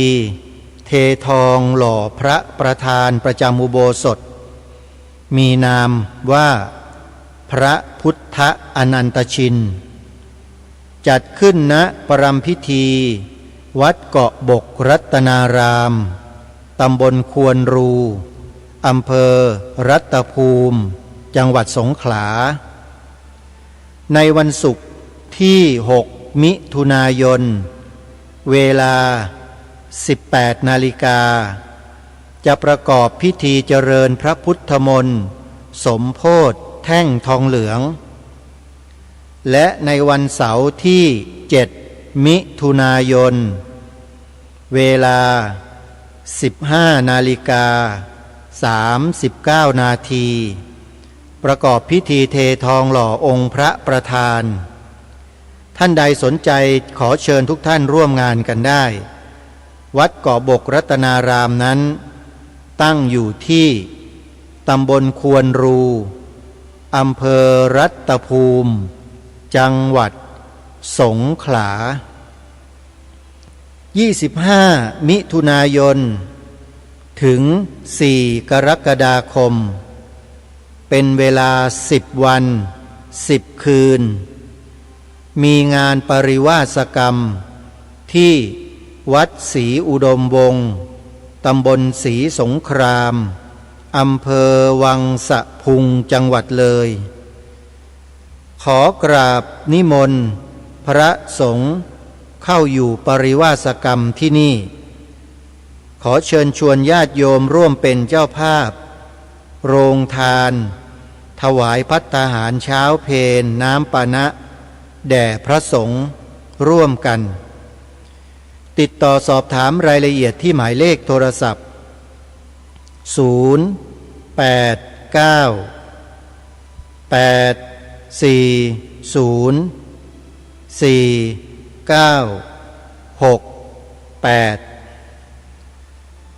ในเดือนกรกฎาคมวันที่5-6 กรกฎาคมมีงานอุปสมบทหมู่เกิดขึ้นที่จังหวัดสุรินทร์ญาติโยมสาธุชนที่สนใจจะรับเป็นเจ้าภาพอุปสมบทพระภิกษุสงฆ์ขอเชิญทำบุญที่งานนี้ได้เลยญาติโยมใครที่จะร่วมบุญเดี๋ยวจดเบอร์โทรศัพท์ไว้ตอนท้ายจะแจ้งให้ทราบงานอุปสมบทหมู่ครั้งนี้เป็นอีกครั้งหนึ่งที่จัดขึ้นอย่างยิ่งใหญ่และใหญ่กว่าที่ไหนในประเทศเพราะใช้สัตว์ตัวใหญ่มหึมาแห่นาคนั่นก็คือช้างโขลงใหญ่ช้างจังหวัดสุรินทร์ญาติโยมเป็นช้างที่อยู่ในหมู่บ้านช้างอำเภอท่าตูมจังหวัดสุรินทร์จะมาร่วมพิธีแห่นาคในวันที่5 กรกฎาคมเพื่อนำนาคนั้นไปอุปสมบทณที่วัดป่าอาเจียงงานนี้จัดขึ้นเป็นประจำทุกปีรับสมัครชายไทยเข้าอุปสมบทในโครงการดังกล่าวนี้ใครที่สนใจเดี๋ยวติดต่อตามหมายเลขโทรศัพท์ที่จะแจ้งบอกในช่วงต่อไปนะฮะในวันที่5 กรกฎาคมจะมีพิธีปลงผมนาคในเวลา 6 นาฬิกาทำพิธีบายสีสู่ขวัญเวลา 9 นาฬิกาทำพิธีแห่นาคด้วยขบวนช้างเวลา 12 นาฬิกาช้างและเจ้าภาพร่วมกันมอบผ้าไตรให้กับนาคในเวลา 13 นาฬิกาพิธีอุปสมบท จะเริ่มขึ้นเวลา 14 นาฬิกาและพิธีสมโภชพระใหม่เวลา 18 นาฬิการุ่งขึ้นวันที่ 6 กรกฎาคมทำบุญฉลองพระใหม่ใส่บาตรพระสงฆ์ด้วยช้างจำนวนหลายเชือกทำบุญตักบาตรเวลา 7 นาฬิกาจากนั้นถวายภัตตาหารเพลแด่พระสงฆ์ญาติโยมร่วมรับประทานอาหารด้วยกันเป็นเสร็จพิธีใครจะร่วมเป็นเจ้าภาพบวชพระโทรศัพท์ติดต่อที่หมายเลขโทรศัพท์0642422 อนุโมทนาบุญกับทุกท่านญาติโยมสาธุชนทุกท่านที่ผ่านมารายการคดีโลกคดีธรรมได้นำเนื้อหาสาระโดยการบรรยายของครูบาอาจารย์มาเปิดให้พวกเราได้ฟังกันโดยเฉพาะท่านพระอาจารย์วิทยากิจจวิชโชจากวัดป่าดอยแสงธรรมญาณสัมปันโนจังหวัดเชียงใหม่ท่านมาพูดถึงเรื่องการไม่กราบพระพุทธรูปโดยมีคน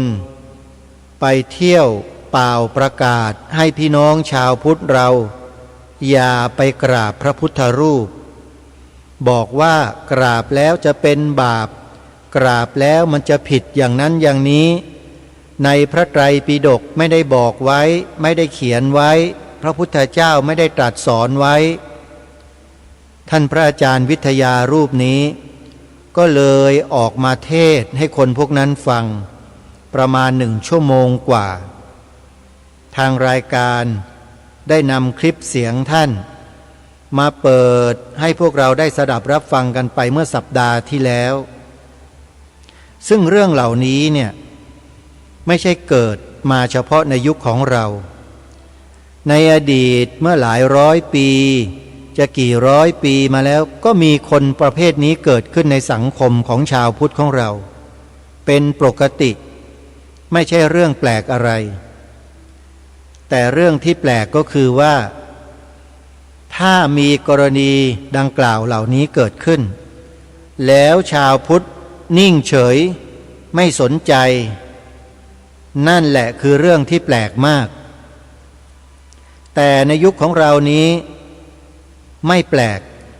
เพราะมีครูบาอาจารย์ก็ดีญาติโยมก็ดีมาช่วยกันแก้ปรับประวาทเหล่านั้นอย่างน้อยๆท่านพระอาจารย์วิทยากิจจวิชโชรูปนี้ก็เป็นผู้นำให้แก่พวกเราอีกทางหนึ่งในการแก้ปรับประวาทคนเหล่านั้นแล้วยังมีอีกหลายๆกรณีในลักษณะเดียวกันนี้แหละที่ท่านพระอาจารย์พูดไว้ก็มีอีกประเด็นหนึ่งคือเรื่องไม่รับเงินเรื่องไม่ให้ถวายเงินพระอาจารย์ท่านก็พูดหลักเหตุหลักผลหลักพระวินัยหลักมหาประเทศ4ให้พวกเราได้สดับรับฟังกันไปแล้วถ้าหากว่าเรามีความเข้าใจในเรื่องนี้ปัญหาที่คนมาหลอกลวงพวกเราไม่ให้กราบพระพุทธรูปบ้างไม่ให้ถวายเงินพระบ้างมันก็จะหมดไปโดยปริยายแต่เนื่องด้วยว่าชาวพุทธในประเทศไทยของเราเนี่ยยังขาดความรู้ในเรื่องเหล่านี้อยู่เยอะคนพวกนั้นถามว่าถ้าเขารู้จริงเขาจะมาพูดแบบนี้ไหม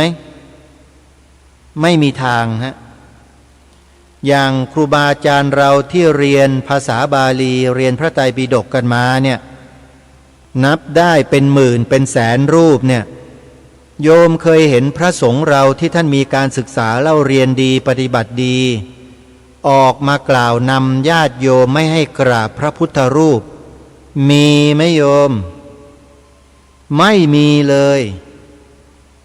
แต่ถ้าจะมีบางรูปนะถ้าจะมีบางรูป ขอให้ตั้งข้อสันนิษฐานไว้ก่อนว่าปลอมเข้ามาเป็นพระแล้วมาสร้างสถานการณ์ให้สังคมมองเห็นว่าพระ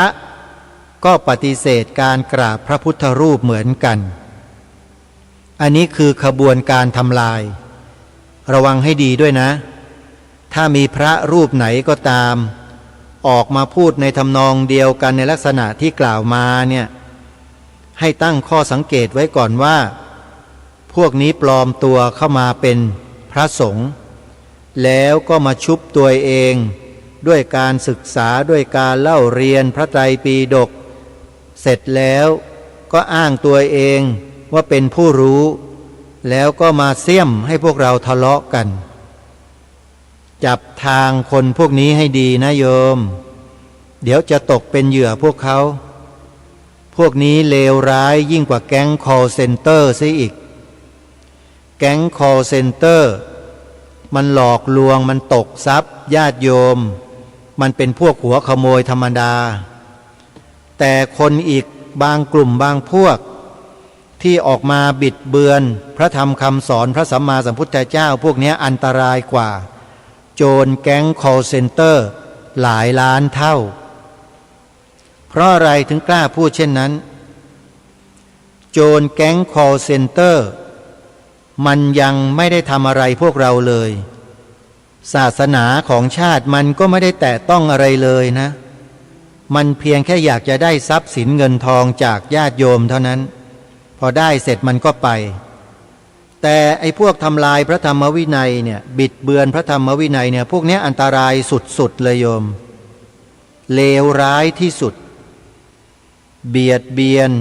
คำสอนพระสัมมาสัมพุทธเจ้าเนี่ยร้ายที่สุดพระสงฆ์ที่ผิดศีลอาบัติเบาอาบัติกลางอาบัติหนักยังไม่เลวเท่าพวกนี้เลยพวกบิดเบือนพระธรรมวินัยของพระพุทธเจ้านี่เลวร้ายยิ่งกว่าพระสงฆ์ที่ทำผิดศีลหลายล้านเท่าโยมพระสงฆ์นั่นน่ะผิดก็ผิดเฉพาะตัวท่านพระธรรมวินัยยังอยู่เหมือนเดิมทุกอย่างและท่านเหล่านั้นก็ไม่เคยมาบิดเบือนพระธรรมวินัยด้วยแต่ท่านกระทำผิดเฉพาะตัวของท่านก็จบกันไป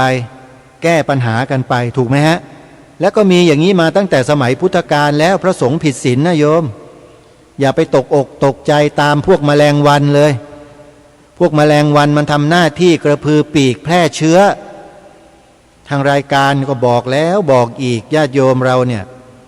ถ้าต้องการที่จะไม่ให้ติดเชื้อในกระแสจิต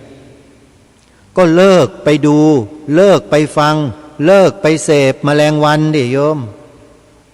พอเปิดจอมาเห็นแมลงวันกระพือปีกกันปั๊บโอ้โหดีใจกันใหญ่ชอบเปิดดูกันนี่ตาค้างตาไม่กระพริบเลยเชื้อมันก็เข้าตาตลอดลงไปสู่ใจ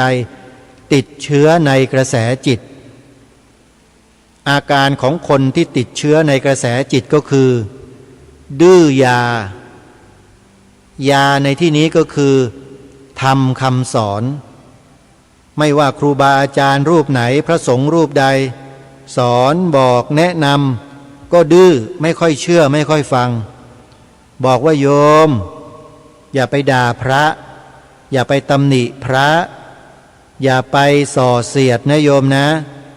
มันเป็นบาปพวกดื้อยาก็ไม่เชื่อก็ยังคงด่าอยู่นั่นแหละตำหนิอยู่นั่นแหละไม่รู้จักจบไม่รู้จักสิ้นตำหนิอยู่คนเดียวไม่พอเขียนข้อความส่งไปในโลกโซเชียลกระจายออกไปแชร์ออกไปนี่เขาเรียกว่าบาปยกกำลังล้านโยมมันถึงบาปหนักไงวาจาหรือว่าจีทุจริตเนี่ยบาปถึงขั้นอนันตริยกรรมเลยนะโยมมีอยู่ข้อหนึ่งนะอนันตริยกรรมเนี่ยคือทำสงฆ์ให้แตกกันเสี่ยงอันตรายมากคนที่เสพแมลงวันแล้วมาเที่ยวเขียนโพสต์ด่าว่าพระด่าศาสนาบ้างอะไรบ้างพวกนี้บาปหนักๆมากๆเลยอาตมาภาพสงสารโยม ไม่อยากจะให้ติดเชื้อในกระแสจิตเช่นนั้นก็เลยออกมาเตือนสติมาบอกมากล่าวอยู่เนืองๆโยมอย่าไปดูนะไอ้ข่าวพวกเนี้ยเขาพยายามจะสร้างกระแสขึ้นมาเพื่อให้ประชาชนในบ้านในเมืองเราเนี่ยเสื่อมศรัทธาจากพระสงฆ์เป็นอันดับแรกคือเสนอข่าวแต่เร็วๆไม่ดีเร็วๆของพระรูปนั้นน่ะเสนอมันทั้งวันทั้งคืนเสนอมันทั้งเดือนเสนอมันทั้งปีเอาแต่เรื่องไม่ดีมาเสนออยู่อย่างนั้นแมลงวันเนี่ยพวกเราก็ตาผึ่งหูผึ่งดูเสพเชื้อที่แมลงวันปล่อยใส่ให้ทุกวันติดเชื้อสิครับทีนี้พอติดเชื้อแล้วเป็นไงก็ไปสร้างบาปสร้างกรรมโดยวจีกรรมเรียกว่าวจีทุจริตด่าพระบ้างสบถบ้างอะไรต่อไม่อะไรนินทาเสียดสีป้ายสีสารพัดบาปยกกำลังล้านโยมเอ้ยจริงๆจิตใจจะไม่มีวันสงบเลยคนพวกนี้ถ้าตราบใดยังไม่ถือขันดอกไม้ธูปเทียนมาขอขมาท่านที่เราไปกล่าวหาไปด่าไปว่าท่านเนี่ยส่วนพวกแมลงวันมันมีสัญชาติของมันอย่างนั้นอยู่แล้วโยมไม่ต้องไปชวนมันมาลงยังไงมันก็ไม่มาเพราะมันเป็นสัญชาติแมลงวันแต่พวกเรานี่ไม่ใช่แต่ถูกแมลงวันปล่อยเชื้อใส่เราก็เลยติดเชื้อแมลงวันในกระแสจิตเมื่อติดเชื้อแล้วเชื้อนั้นมันก็แสดงอาการออกมาทางวาจาทางสีหน้าอาการเราก็นำเชื้อนั้นปล่อยออกไปสู่ผู้อื่นต่อไปด้วยการกล่าวด้วยตัวเองบ้างให้ผู้อื่นกล่าวบ้างเขียนข้อความส่งไปในโลกโซเชียลบ้างนี่ถือว่าเป็นวจีทุจริตทั้งหมดนะเป็นวจีทุจริตทั้งหมดอันตรายต่อมรรคผลนิพพานแน่นอนไม่มีวันจิตที่จะสงบได้เลยอันตรายนะโยมนะแล้วจิตนั้นก็จะปนเปื้อนไปด้วยเชื้อแมลงวันที่เป็นอกุศลจิตอย่างต่อเนื่องเมื่อเป็นอย่างต่อเนื่องเป็นอาจินกรรมอยู่อย่างนั้นเวลาใกล้จะตายจิตมันจะมีกำลังอ่อนมากสติก็อ่อนมากเพราะไม่เคยฝึกใช้สติมาสร้างกุศลแต่ใช้สติไปสร้างแต่บาปอกุศลที่ออกมาทางวาจาด่าพระด่าสงฆ์อยู่ตลอดเมื่อใกล้จะตายไอ้สภาวะเหล่านั้นแหละมันจะมาปรากฏเป็นกรรมนิมิตคตินิมิตในเวลาจิตใกล้จะดับพอมาปรากฏเช่นนั้นจิตดับปุ๊บเกิดปั๊บแล้วกลายไปเป็นอะไรล่ะเกิดด้วยจิตอกุศลนะโยมมันจะไปเป็นเทวดาเป็นมนุษย์ได้ไหมโยมไม่มีทางฮะลงอบายภูมิลูกเดียวขอบอกได้เลยว่าลงลูกเดียวไม่เป็นสัตว์นรกก็เป็นอสุรกายเปรตสัตว์เดรัจฉานแล้วพวกนี้ถ้าไปเป็นสัตว์เดรัจฉานแล้วมันก็จะไปเป็นอยู่ในป่าในดงลึกๆไปกินกันไปฆ่ากันอยู่อย่างนั้นแหละกี่ภพกี่ชาติตายแล้วก็เกิดกันอยู่อย่างนั้นฆ่ากันอยู่อย่างนั้นเห่าหอนกันอยู่อย่างนั้นเลยโยมไม่มีทางมาเกิดเป็นมนุษย์ได้ง่ายๆเลยถ้าไปอยู่อบายภูมิเมื่อไหร่นะโยมนะยากมากไม่เช่นนั้นพระสัมมาสัมพุทธเจ้าจะทรงอุปมาไว้เหมือนกับเต่าตาบอดที่อยู่ในทะเลลึก100 ปีถึงจะโผล่ขึ้นมาเหนือน้ำครั้งหนึ่งบนผิวน้ำนั้นมีห่วงขนาดสวมเข้าพอดีกับหัวเต่าลอยอยู่และมีพายุทอร์นาโดพายุเฮอริเคนพัดผิวทะเลเนี่ยโหยมีแต่ความไม่สงบคลื่นใหญ่โตเต่าตัวนี้โผล่ขึ้นมาจะนำหัวตัวเองให้สอดเข้ากับห่วงอันนั้นโยมว่ามันเป็นไปได้ไหมโยมเป็นไปแทบจะไม่ได้เลยฮะพระสัมมาสัมพุทธเจ้าทรงอุปมาไว้อย่างนั้นอุปไมยก็คือมนุษย์ที่ตายไปเป็นสัตว์ในอบายภูมิทั้ง4เนี่ย จะกลับเกิดมาเป็นมนุษย์เนี่ยยากยิ่งกว่าเต่าที่จะนำเอาศีรษะหรือหัวของมันสอดเข้าห่วงอันนั้นอีกยากกว่านั้นอีกนะโยมแล้วลองคิดดูสิว่ามันขนาดไหนอะโยมน่ากลัวไหมโยมเคยเห็นสัตว์ในสารคดีไหมที่มันฆ่ากันมันกินกันมันกัดกันแบบไม่มีการอย่างไม่มีความเมตตาปราณีกันเลยอะเคยดูสารคดีเหล่านั้นไหมโยมนั่นแหละเราที่กระทำการในลักษณะดังกล่าวด่าพระด่าสงฆ์เกลียดพระตีพระอะไรต่างๆเนี่ยโยมระวังเถอะกรรมนิมิตคตินิมิตที่โยมทำไว้ในชาติเนี้ยมันจะไปส่งผลให้โยมไปเกิดอยู่ในอบายภูมิเหล่านั้นนะแล้วจะกลับมาเกิดได้ภาวะมนุษย์อีกครั้งหนึ่งเนี่ยอย่าไปนับเวลาเลยโยมโลกใบนี้แตกไปจักรวาลสูญสิ้นไปแล้วเกิดใหม่ตั้งใหม่ยังไม่ได้เกิดมาเป็นมนุษย์เลยนะโยมถามว่าเวลานานเท่าไหร่นับไม่ได้ฮะไม่เช่นนั้นพระสัมมาสัมพุทธเจ้าจะไม่ทรงอุปมาเหมือนเต่าตาบอดที่โผล่ขึ้นมาเหนือท้องสมุทรแล้วจะให้หัวตัวเองสอดเข้าไปในห่วงเล็กๆเท่ากับพอดีหัวบนผิวทะเลที่มีพายุเฮอริเคนทอร์นาโดซัดผิวทะเลไม่ให้มีความสงบอยู่ตลอดเวลาเนี่ยมันเป็นสิ่งที่แทบจะเป็นไปไม่ได้เลยการได้ภาวะมาเป็นมนุษย์อย่างพวกเราทุกวันนี้ยากกว่าเต่าตาบอดตัวนั้นอีกนี่ท่านอุปมาไว้จริงๆนะโยมในพระไตรปิฎกอะโยมลองเซิร์ชไปหาดูใน Google ก็ได้ให้พิมพ์คำว่าอุปมาเต่าตาบอดในมหาสมุทรหรือในทะเลพิมพ์แค่นี้แหละ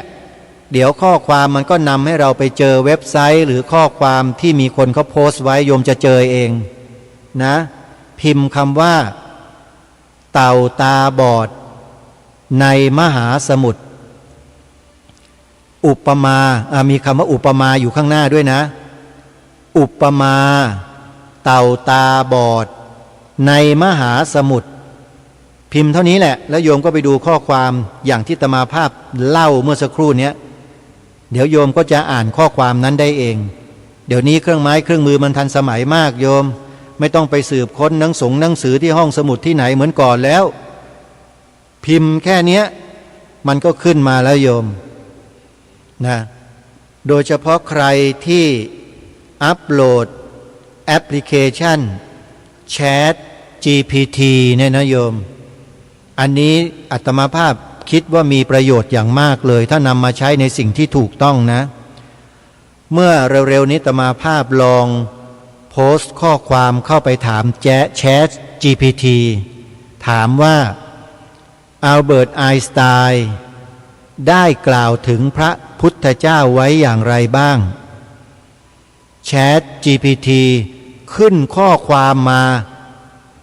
ชัดเจนเลยโยมประทับใจมาก The religions of the future will be cosmic religion ประโยคนี้ถ้าใครเคยอ่านที่ไอน์สไตน์กล่าวถึงพระสัมมาสัมพุทธเจ้าก็คงจะเข้าใจดีว่าหมายถึงอะไรไอน์สไตน์กล่าวโดยสรุปว่ามีเพียงศาสนาเดียวในจักรวาลที่เข้ากันได้กับวิทยาศาสตร์และสามารถพิสูจน์ทราบอะไรต่างๆได้มีเพียงศาสนาเดียวก็คือศาสนาพุทธหรือพระพุทธศาสนาเท่านั้นนี่โดยสรุปนะโดยสรุปความนั้นมันยาวกว่านี้โยมลองไปหาอ่านดูแล้วเราจะทราบเพราะฉะนั้นเรื่องการค้นหาข้อมูลอะไรต่างๆเนี่ยถ้าเราตามเทคโนโลยีที่ล้ำสมัยไม่ทันเนี่ยเราก็ล้าหลังนะโยมนะเดี๋ยวนี้เขาใช้ AI กันทั้งนั้นแล้วโยม AI โยม AI มาเหนือกว่าดิจิตอลธรรมดาหลายเท่าเลยโยมเสิร์ชหาชื่ออะไรมันก็จะขึ้นมาอธิบายให้เราฟังหมดเลยมันง่ายขนาดนั้นเลยโยมความรู้นี่เร็วมากทุกวันนี้แต่ระวังด้วยนะ เสิร์ชหาในสิ่งที่ดี สิ่งที่เป็นประโยชน์ เราก็จะได้ประโยชน์จากสิ่งนั้นด้วย เช่นจะหาคำในพระพุทธศาสนาหาหลักธรรมะบางข้อลองพิมพ์ใส่เข้าไปดูสิโยมเดี๋ยวก็ขึ้นมาเราก็อ่านแต่ยังไม่ถึง100%นะอันนี้บอกไว้ก่อนเพราะว่ามันเป็นเทคโนโลยีมันไม่ใช่ความรู้จริงของมนุษย์ความรู้จริงของมนุษย์เนี่ยต้องเกิดจากการสั่งสมประสบการณ์การเรียนรู้ด้วยตนเองถึงจะเป็นของแท้โยมโดยเฉพาะตัวเราเองเราต้องหาประสบการณ์เองปฏิบัติเองเรียนรู้เองเข้าใจเอง Chat GPT ไม่ใช่คำตอบสำหรับชีวิตเราทั้งหมดนะโยมขอบอกไว้ก่อนนะเทคโนโลยีทั้งหลายทั้งปวงเนี่ยไม่ใช่เลยแต่คำตอบที่แท้จริงมันอยู่ในใจของเราปรากฏอยู่ที่ใจทั้งหมดรับรู้ได้ด้วยใจของเราเองอันนี้ปรากฏอยู่นี่เท่านั้นนะไม่ใช่อยู่ข้างนอกอันนี้ขอย้ำนะฮะอย่าเพิ่งไปหลงเชื่อทั้งหมดแต่ให้เรานั้นทดสอบค้นคว้า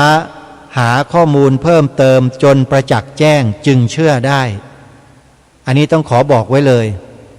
อย่าหลงนะโยมอย่าหลงติดสิ่งเหล่านี้สักวันหนึ่งจะเป็นไปตามธรรมะของพระพุทธเจ้าที่ตรัสไว้ทั้งหมดเลยไม่มีเหลือโยมเป็นอะไรฮะเกิดขึ้นตั้งอยู่ดับไปไม่มีส่วนเหลืออันนี้แหละคือของจริงของจริงเลยญาติโยมเยธัมมาเหตุปัปภวาเตสังเหตุงตถาคโตเตสัญจะโยนิโรโทจะเอวังวาทีมหาสมโนธรรมเหล่าใดเกิดแต่เหตุพระตถาคตเจ้ากล่าวถึงเหตุแห่งธรรมนั้นและความดับแห่งธรรมนั้นพระมหาสมณะมีปกติกล่าวอย่างนี้ญาติโยมไม่มีอะไรเหลือนะเพราะฉะนั้นอย่าไปเชื่อสิ่งภายนอกทั้งหมดแต่จงย้อนเข้ามาศึกษาหาความรู้ภายในตัวตนของเราเนี่ยกายยาวาหนาคืบนี่แหละมีใจครองเนี่ยโยมมาศึกษาเรียนรู้ให้ชัดแจ้งใช้หลักอะไรมาทำการศึกษาเรียนรู้สติปัฏฐานสี่ที่มีกายเวทนาจิตธรรมเป็นฐานกายเวทนาจิตธรรมเป็นฐานก่อนที่เราจะภาวนาเราต้องศึกษาเรียนรู้องค์ธรรมต่างๆให้เข้าใจเสียก่อนเราต้องศึกษาเรียนรู้ก่อนจากนั้นพระอาจารย์วิปัสสนาจารย์ก็จะแนะแนวทางของการปฏิบัติให้เมื่อเราปฏิบัติไปเนี่ยสภาวะธรรมก็จะมาปรากฏโดยลำดับนะท่านแต่มีข้อแม้ว่าบางท่านไม่ได้เกิดโดยลำดับก็มีทั้งนี้ขึ้นอยู่กับบุญบารมีที่สั่งสมมาแต่ชาติปางก่อนอาจจะสั่งสมปัญญาบารมีในด้านนี้มามากพอมาปฏิบัติเดินจงกรมนั่งสมาธิ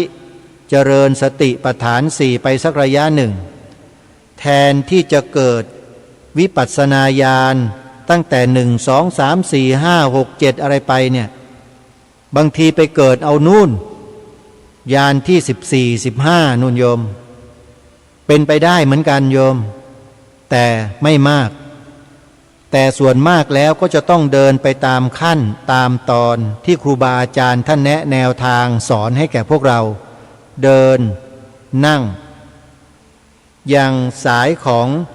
วัดมหาธาตุยุวราชรังสฤษฎ์ยุบหนอพองหนอซ้ายย่างหนอขวาย่างหนอเนี่ยถือว่าเป็น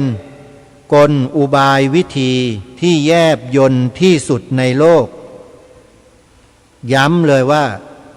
แยบยลที่สุดในโลกอาตมาภาพไปมาทั่วทั้งประเทศแล้วโยมไปนั่งสนทนาธรรมกับครูบาอาจารย์ไปฟังท่านบรรยายให้ความรู้ไปลองดูปฏิบัติก็เคยไปลองมาแล้วขอบอกได้เลยว่าการเดินตามสติปัฏฐานสูตรที่มีฐานทั้งสี่เป็นเครื่องยึดโยงให้เราพิจารณาสภาวธรรมทั้งหลายตามความเป็นจริงนั้นเป็นแนวทางที่ละเอียดที่สุดละเอียดมากละเอียดจนกระทั่งโยคาวจรหลายต่อหลายคนต้องวิ่งหนีไม่เอาด้วยเพราะสู้ไม่ไหวมันละเอียดมากถ้าใจหยาบๆนี่วิ่งหนีเลยเลิกไม่ปฏิบัติหนีไปภายใน7 วันทันทีฮะเพราะมันเครียดไอ้ที่เครียดเนี่ยไม่ใช่เพราะธรรมะนะที่เครียดเพราะอุปนิสัยเดิมของตนเองเนี่ยมันดิบเกินมันรับไม่ไหวมันก็เลยล้มเลิกไปเลยนี่คือคนที่ยังสั่งสมบุญบารมีมาน้อยโยมก็เลยไม่สามารถปฏิบัติไปได้เลิกกลางคันทันทีอาตมาภาพเจอตัวอย่างพวกนี้มาเยอะฮะในขณะที่ปฏิบัติไปเนี่ยแรกวันแรกวัน2 วัน3ก็ดูดีหรอกเงียบสงบพอวัน4 วัน5เริ่มแล้วหงุดหงิดงุ่นง่านลุกไปลุกมาเข้าห้องน้ำไปนู่นไปนี่พอวันที่6 ที่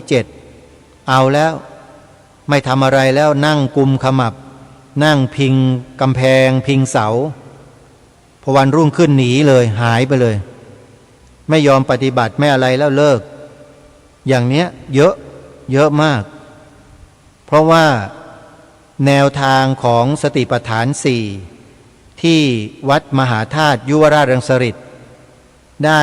นำมาสอนให้กับโยคาวจรอยู่ทั่วทั้งแผ่นดินทั่วทั้งประเทศอยู่ทุกวันนี้เนี่ยเป็นที่ยอมรับของคนโดยส่วนมากญาติโยมเป็นที่ยอมรับโดยส่วนมากนะโยมเพราะละเอียดสุดๆขอบอกว่าละเอียดสุดๆเลยไม่มีหนีพ้นเลยสภาวะอะไรมาสภาวะไหนมาสภาวะจะรุนแรงจะปานกลางจะเบาจะน้อยจะมากสติปัฏฐาน4กินเรียบไม่มีเหลือเลยโยมเห็นหนอได้ยินหนอคิดหนอโกรธหนอไม่พอใจหนอชอบหนอเสร็จหมดเสร็จสติปัฏฐาน4เรียบเลยโยมสภาวะไหนมานี่เสร็จหมดกินหมดไม่มีเหลือเพราะฉะนั้นเหตุปัจจัยที่จะปรุงแต่งให้กิเลสมันฟุ้งมันกระจายขึ้นมามีกำลังน้อยมากๆเลยนี่แหละคือความละเอียดของการเจริญสติปัฏฐาน4โดยมีคำบริกรรมยุบหนอพองหนอซ้ายย่างหนอขวาย่างหนอที่พูดเนี่ย